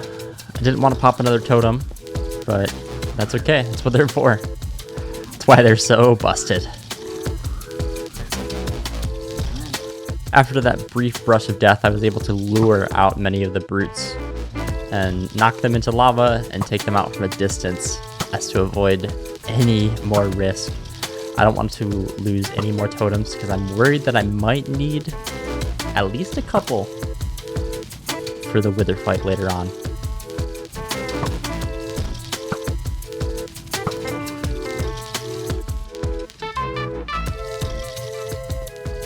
Making sure that I looted as much of the gold as possible so I can turn those into golden apples. But the bastions, just like the raid previously, long distance from an arrow, super fantastic. And as I continue to loot and take on the bastion, I don't want to take any unnecessary risks, so I'm going to take it slow, slowly blocking off areas so I can't be caught by surprise like that first brush with death. Hey buddy. Goodbye buddy. Hey buddy. Bye buddy. And eventually being able to work my way over to the bridge across the treasure loot there in the middle. And as I work my way to the spawner to take it out to avoid any of the magma cube spawning, I want to tell you my philosophy that I've developed playing hardcore overall. I think hardcore is a good way to avoid any unnecessary risks while still putting yourself in risky situations to progress forward. I think it's a really good balance overall in a game mode, and I am a huge fan of hardcore. And as I looted, there was some really good stuff. A couple extra diamond armor, some iron, and one of the biggest ones, an enchanted golden apple, which is a huge benefit. They're nerfed pretty bad in Java Edition, but enchanted golden apples in Bedrock are still really strong. After looting the chest, I made sure to take all of this gold so I can be prepared to make as many golden apples as I think I might need for the wither fight, just so I can have those extra power-ups from the resistance and regeneration. And as I've looted the chests and taken the gold, time to head out. There's a couple more chests to check on the way out. But before I leave the Bastion completely, I did want to mention, since I'm playing on the preview version of Minecraft Bedrock, I'm able to have access to the bundles already. And my opinion of them overall is they're definitely alright, but they're still kind of... I wish you could put more than one non-stackable item in a bundle. That's my biggest gripe.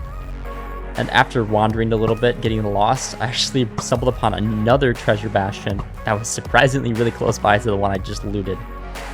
So I was able to take a lot of the piglins, brutes, out while outside of the bastion. Once inside, using blocks to block off the path so I could take them out without taking too many unnecessary risks. and too many unnecessary hits, because brutes hit really hard. And taking out those piglins, time to loot the chest here, and I got super lucky getting another netherite upgrade template outside of the main treasure room. And again, using the bundles to store the stackable items makes my inventory a little bit better. And getting to the main room above the treasure loot in the middle, making sure to break the magma cube spawner to avoid any unnecessary magma cubes knocking me into lava. And then working my way down and getting caught off guard by a flaming enderman, which distracted me enough to get shot in the back. And then peeling myself up so I can avoid taking any hits from the brutes. And then heading over to claim my loot.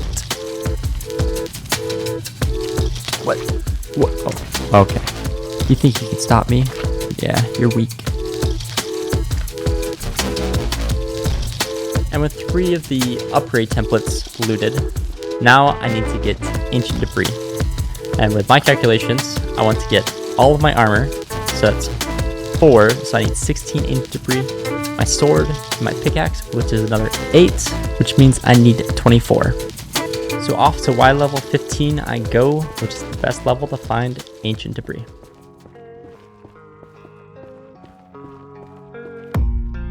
Let's go. First one down, 23 to go.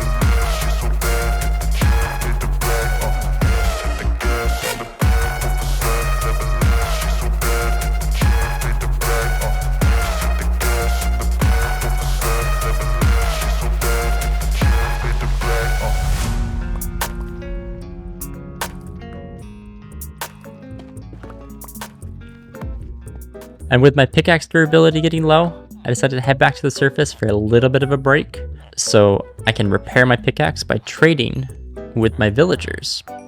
I also ended up trading away some of my gold that I looted from the bastions, so I can fix my pickaxe a little bit faster.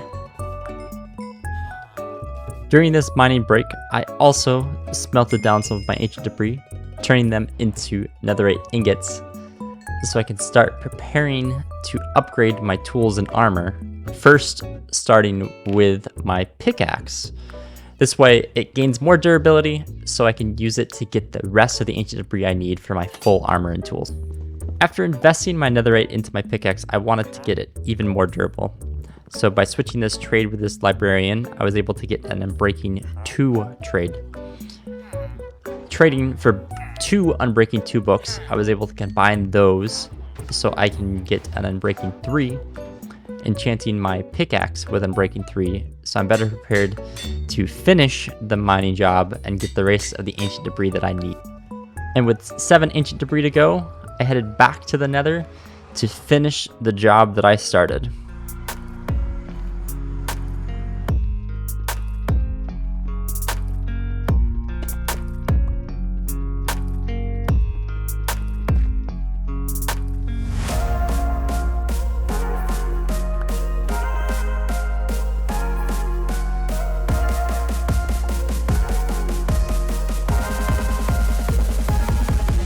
Heck yeah, this should be the last one I need. I think I only needed 7, and there's 2 here, so I've got 8.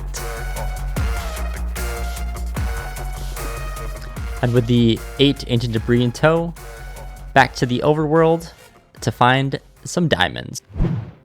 I'm looking for 28 diamonds total, so I can duplicate my netherite upgrade trims, so I can upgrade all of my armor and gear.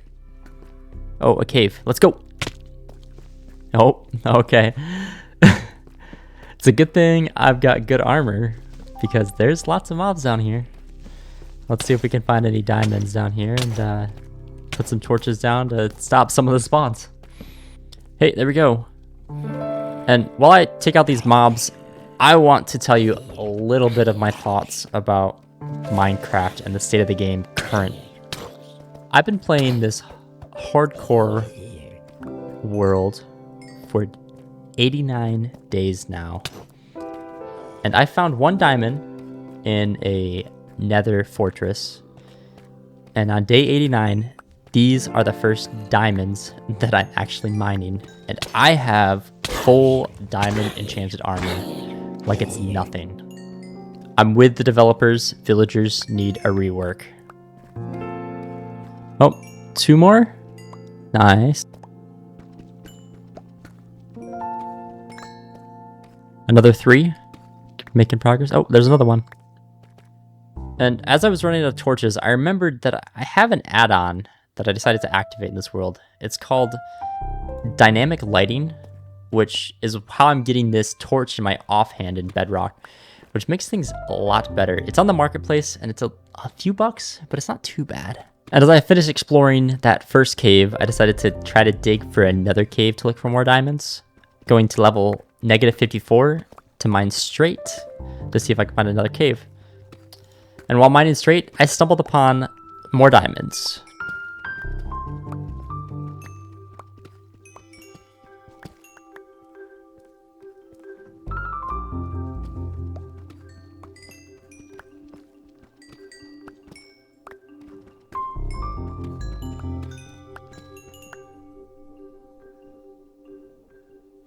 That was a 15 vein. What? And with all the diamonds I needed, heading back to the surface, finding a couple more on the way up, I'm able to duplicate my netherite upgrade templates, making sure that I have enough to upgrade all 4 pieces of my armor, 1 to upgrade my sword, and an additional 1 in case I want to upgrade any more gear later. Ooh, this is gonna feel good. There we go. Sharpness 5, netherite sword. Prop 4 helmet. Prop 4 leggings. Prop 4 chest. Prop 4 boots. All in netherite. It looks pretty good too with that red. And with all of that, I've completed all the steps I needed to be ready to take on the Wither. So down to the depths of the earth I go, so I can control the fight as much as possible. So down to my mine, where I headed to about -13. It doesn't really matter what layer you go. I just want a deep slate to stop some of the blast a little bit for this fight. And as I finished digging a tunnel, I started to dig out a little area here where I can place and spawn in the Wither.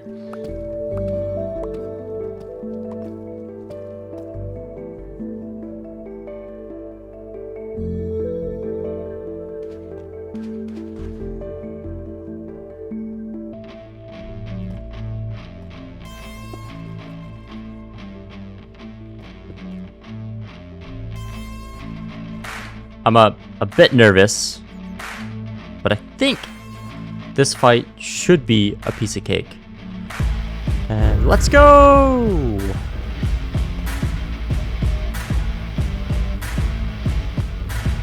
I'm gonna eat a golden apple just to get that resistance to start. I might start hitting with the bow.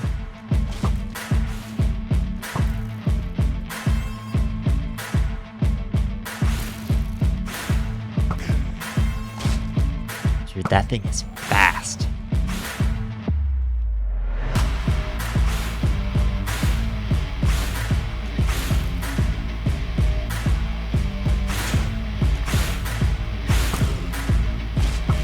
That thing flies when you hit it. Holy crap.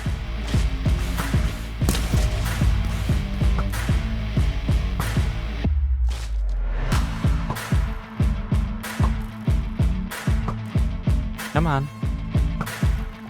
Come on. There we go. Yeah, as soon as you hit that, it just goes crazy.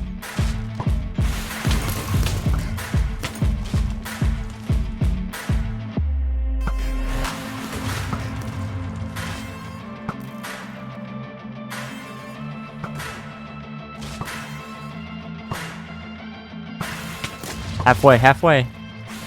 Some wither skeletons, of course. And this water is going to make this fight a little bit more fun, that's for sure.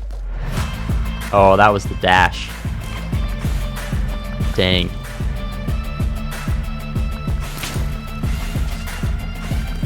It's not hitting nearly as hard as I thought it would. That resistance from the golden apple is helping a ton, isn't it? Yeah, that was, what, a heart and a half? Let's take the enchanted, why not?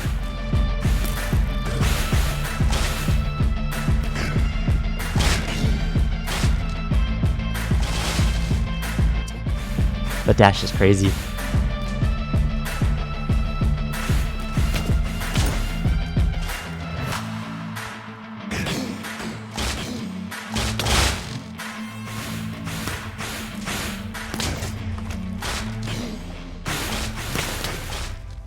Ow. Alright, almost gotcha. Almost gotcha. Come here.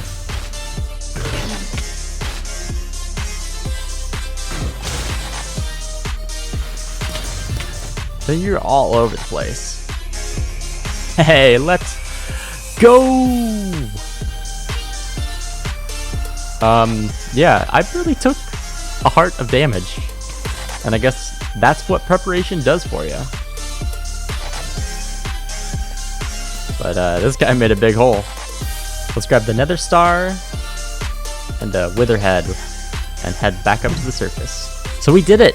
I defeated the hardest boss in all of vanilla Minecraft on day 92 of my 100-day playthrough. And that fight seemed pretty easy overall. And I have to say, it's thanks to the preparation I made beforehand, where I have the most OP armor, the most OP sword, next to the most OP bow, and the enchanted golden apples, and many, many golden apples. So if you're looking to fight the wither, prepare yourself. That is the best way to take it out as easy as possible. But anyway, this series has 9 more days, and I've got something special in store, especially for those who have been watching the series and interacted with my videos, because I'm planning to make a monument to you guys. In the next episode, I'm going to be building a monument and adding a few of my favorite comments from the previous videos, including this one, to show you my thanks for all the support I've had so far. So thank you guys so much, and if you made it to the end, you are a legend, and thanks for watching.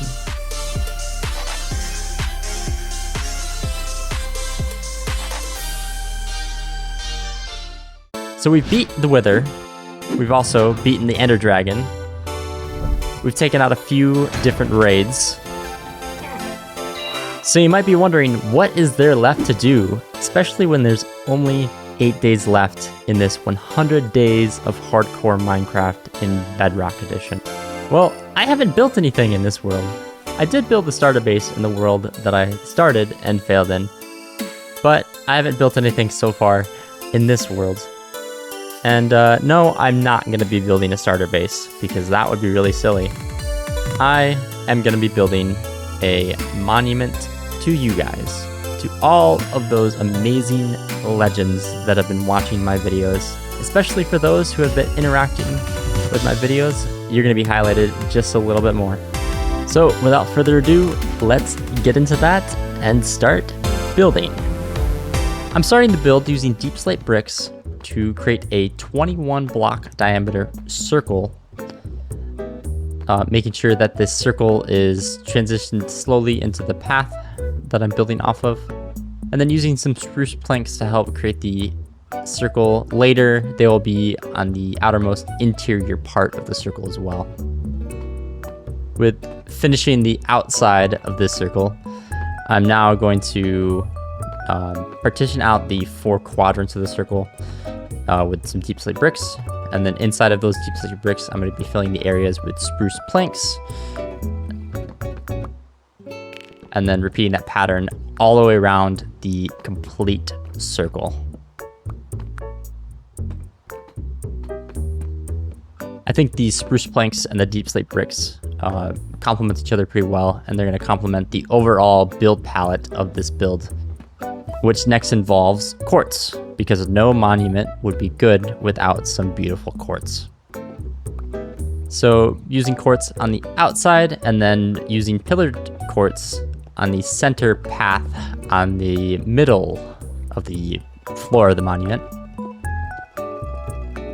And realizing that this is going to take a lot more quartz than I thought. So I decided to mix things up and remove a little bit in the middle, adding some spruce planks to be a platform for iron that will eventually be the base of a small beacon in the center of the monument. Also knowing that I'll need a couple more iron blocks to finish the base there.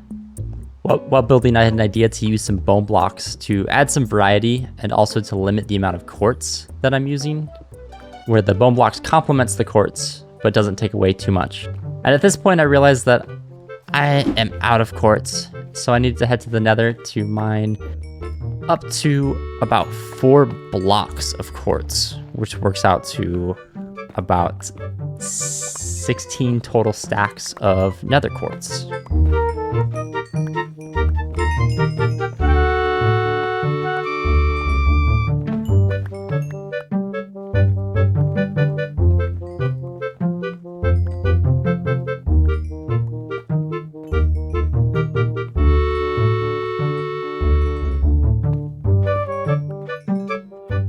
And with the newly mined quartz, I'm ready to finish the overall structure of the monument, getting 4 stacks of quartz blocks, later to be changed into different varieties of quartz. So next, I finished filling out the floor of the monument, finishing the iron in the middle as well, and then adding some additional details using tough bricks on the outside to kind of create a wall. And then playing around with the specific location of where I want the tough bricks and the chiseled tough block. Having to make a couple adjustments before I take this pattern and put it on the entire outside of the monument. And then once I figured out what I like, repeating this pattern on the complete outside of the entire circle. And with the first layer of tough on the outside of the circle, I decided to start adding some additional tough blocks just to add some more variety and some height and depth. Doing that completely around the entire monument, keeping the same pattern. And then using some polished tough walls to create some archways. And this I had to play with a little bit to get the exact look that I'm looking for. And remember, I'm not the best builder ever, so making an archway with specifically just walls was a little bit of a challenge, so I had to play around with the exact look. The first path looked okay, but not super great. Like so here. I think the look is almost there, but I needed to make some adjustments to make this look just a little bit better. So pillaring back up to make a little bit of adjustments, bringing the archway up a little bit, like so. And that is much better. And then adding more of the walls around the whole circle just to continue to add additional detail so it doesn't look super plain. And with the outer wall of tuff and arches completed, it's time to add the quartz pillars, putting them in sort of a smaller circle on the inside. And that's not the right place, so I need to move it 1 block over. And pillar up here about 12 blocks. And then putting the pillars all around the whole circle completely. Next, I connected the pillars together by placing a stair on top of the initial pillars, connecting the stairs to a block with a upside down stair, then adding a stair on top of the other pillar, and following the same pattern, making sure that I added a block instead of a stair here.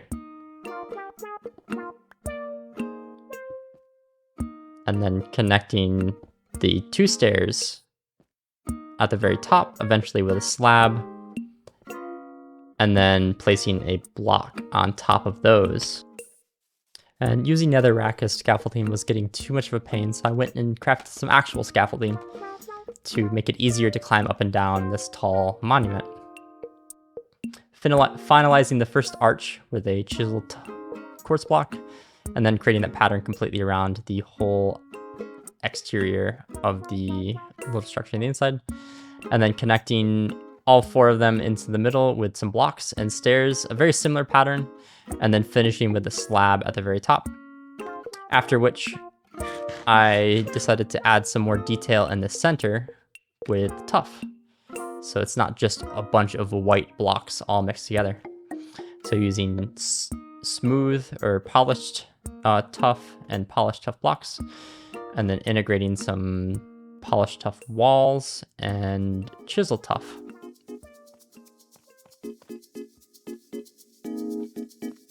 And creating a slab pattern on the first layer, and connecting the first layer of tuff to the second layer of tuff with polished walls, and then adding stairs and a block around those walls.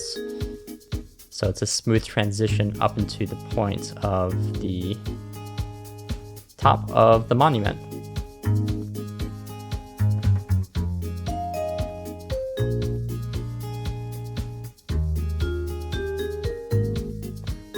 Like so.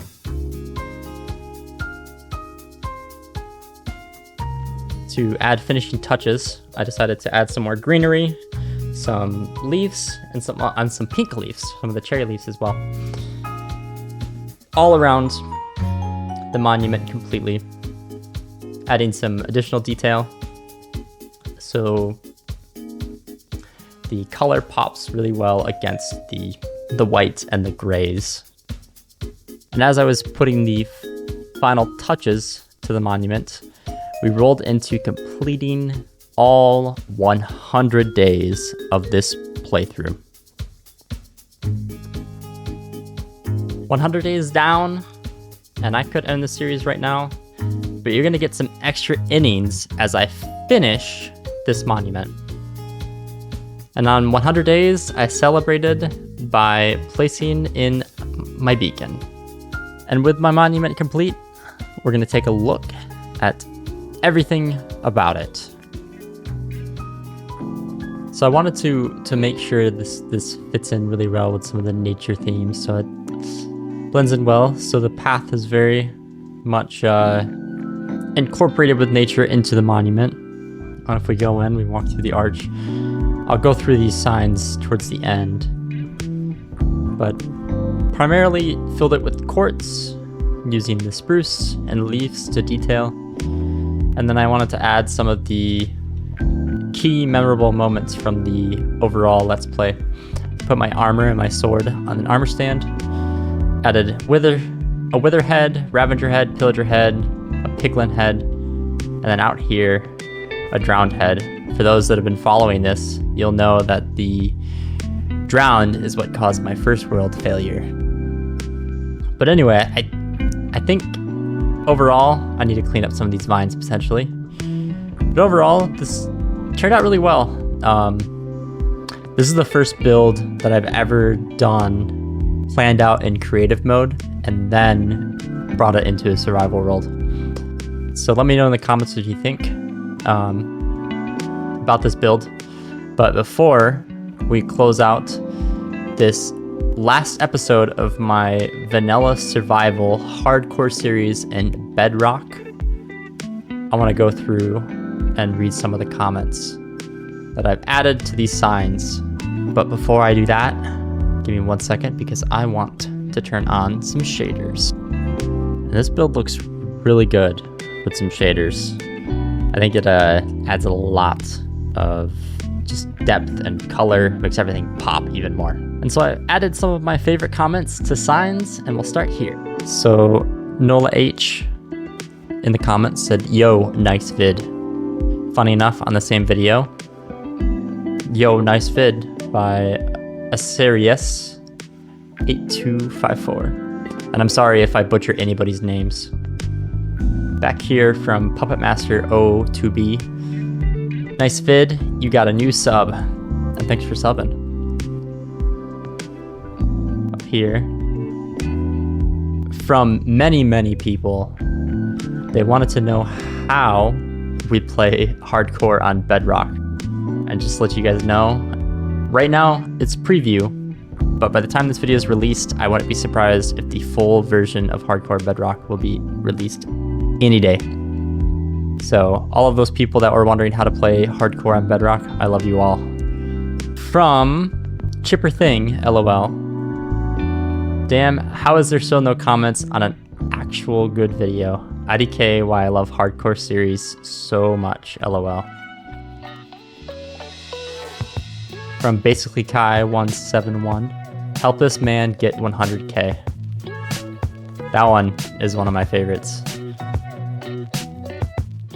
And then there's two from the Tuxedo Creeper. And I think this one was on one of my, I think it was my second hardcore video, and I'll let you guys know that I'm still learning. But he commented, damn, this good editing. And then I replied, and he said, I told him that I'm just starting to learn. He said, damn bro, hope you get famous. Tuxedo Creeper, you're awesome. And Kev Beats 286, and it says, fire video man, keep it up. And the last comment I want to highlight from Mooney Man is better. Bro, this video is cool. I'm so sad I can't watch it all today. Keep posting content like this, and you get a lot of love from your videos. Thanks for telling me how to do hardcore on Bedrock. So guys, I want to get real for a second. So I have been having a ton of fun, but I have a goal to become a successful Minecraft YouTuber. And by that I mean to be monetized and to essentially turn this into a full-time job. Now I'm in a very privileged situation where I was able to step away from my full-time work. But most of the time I'm actually a stay-at-home dad, and I'm spending a lot of time with our now 9.5-month-old son, and I spend part of my time creating Minecraft content because I'm passionate about it. Now, I'm not suggesting that everybody goes out and quit their job and become a YouTuber, because it's a surprisingly large amount of work to really become successful, and I'm not even there yet. I'm just scratching the surface. But I want to let you guys know that all of you that have been watching my videos, especially those who have commented and interacted with such kind things, have made my content creation experience so far so rich and fulfilling. And from the bottom of my heart, I just want to say thank you. And that's what this monument was for, to show you guys my appreciation in the best way I can of how amazing all of you are for being such kind and wonderful viewers. And so the last thing I want to do is just say thank you. And at the time of recording, I need to update this to the 112 people that have subbed to my YouTube channel. And I hope that you guys will continue to follow me in my journey. But anyway, this has been an amazing series, and I have learned a ton about Minecraft and about YouTube and editing videos, creating content, and just becoming more comfortable speaking into a mic.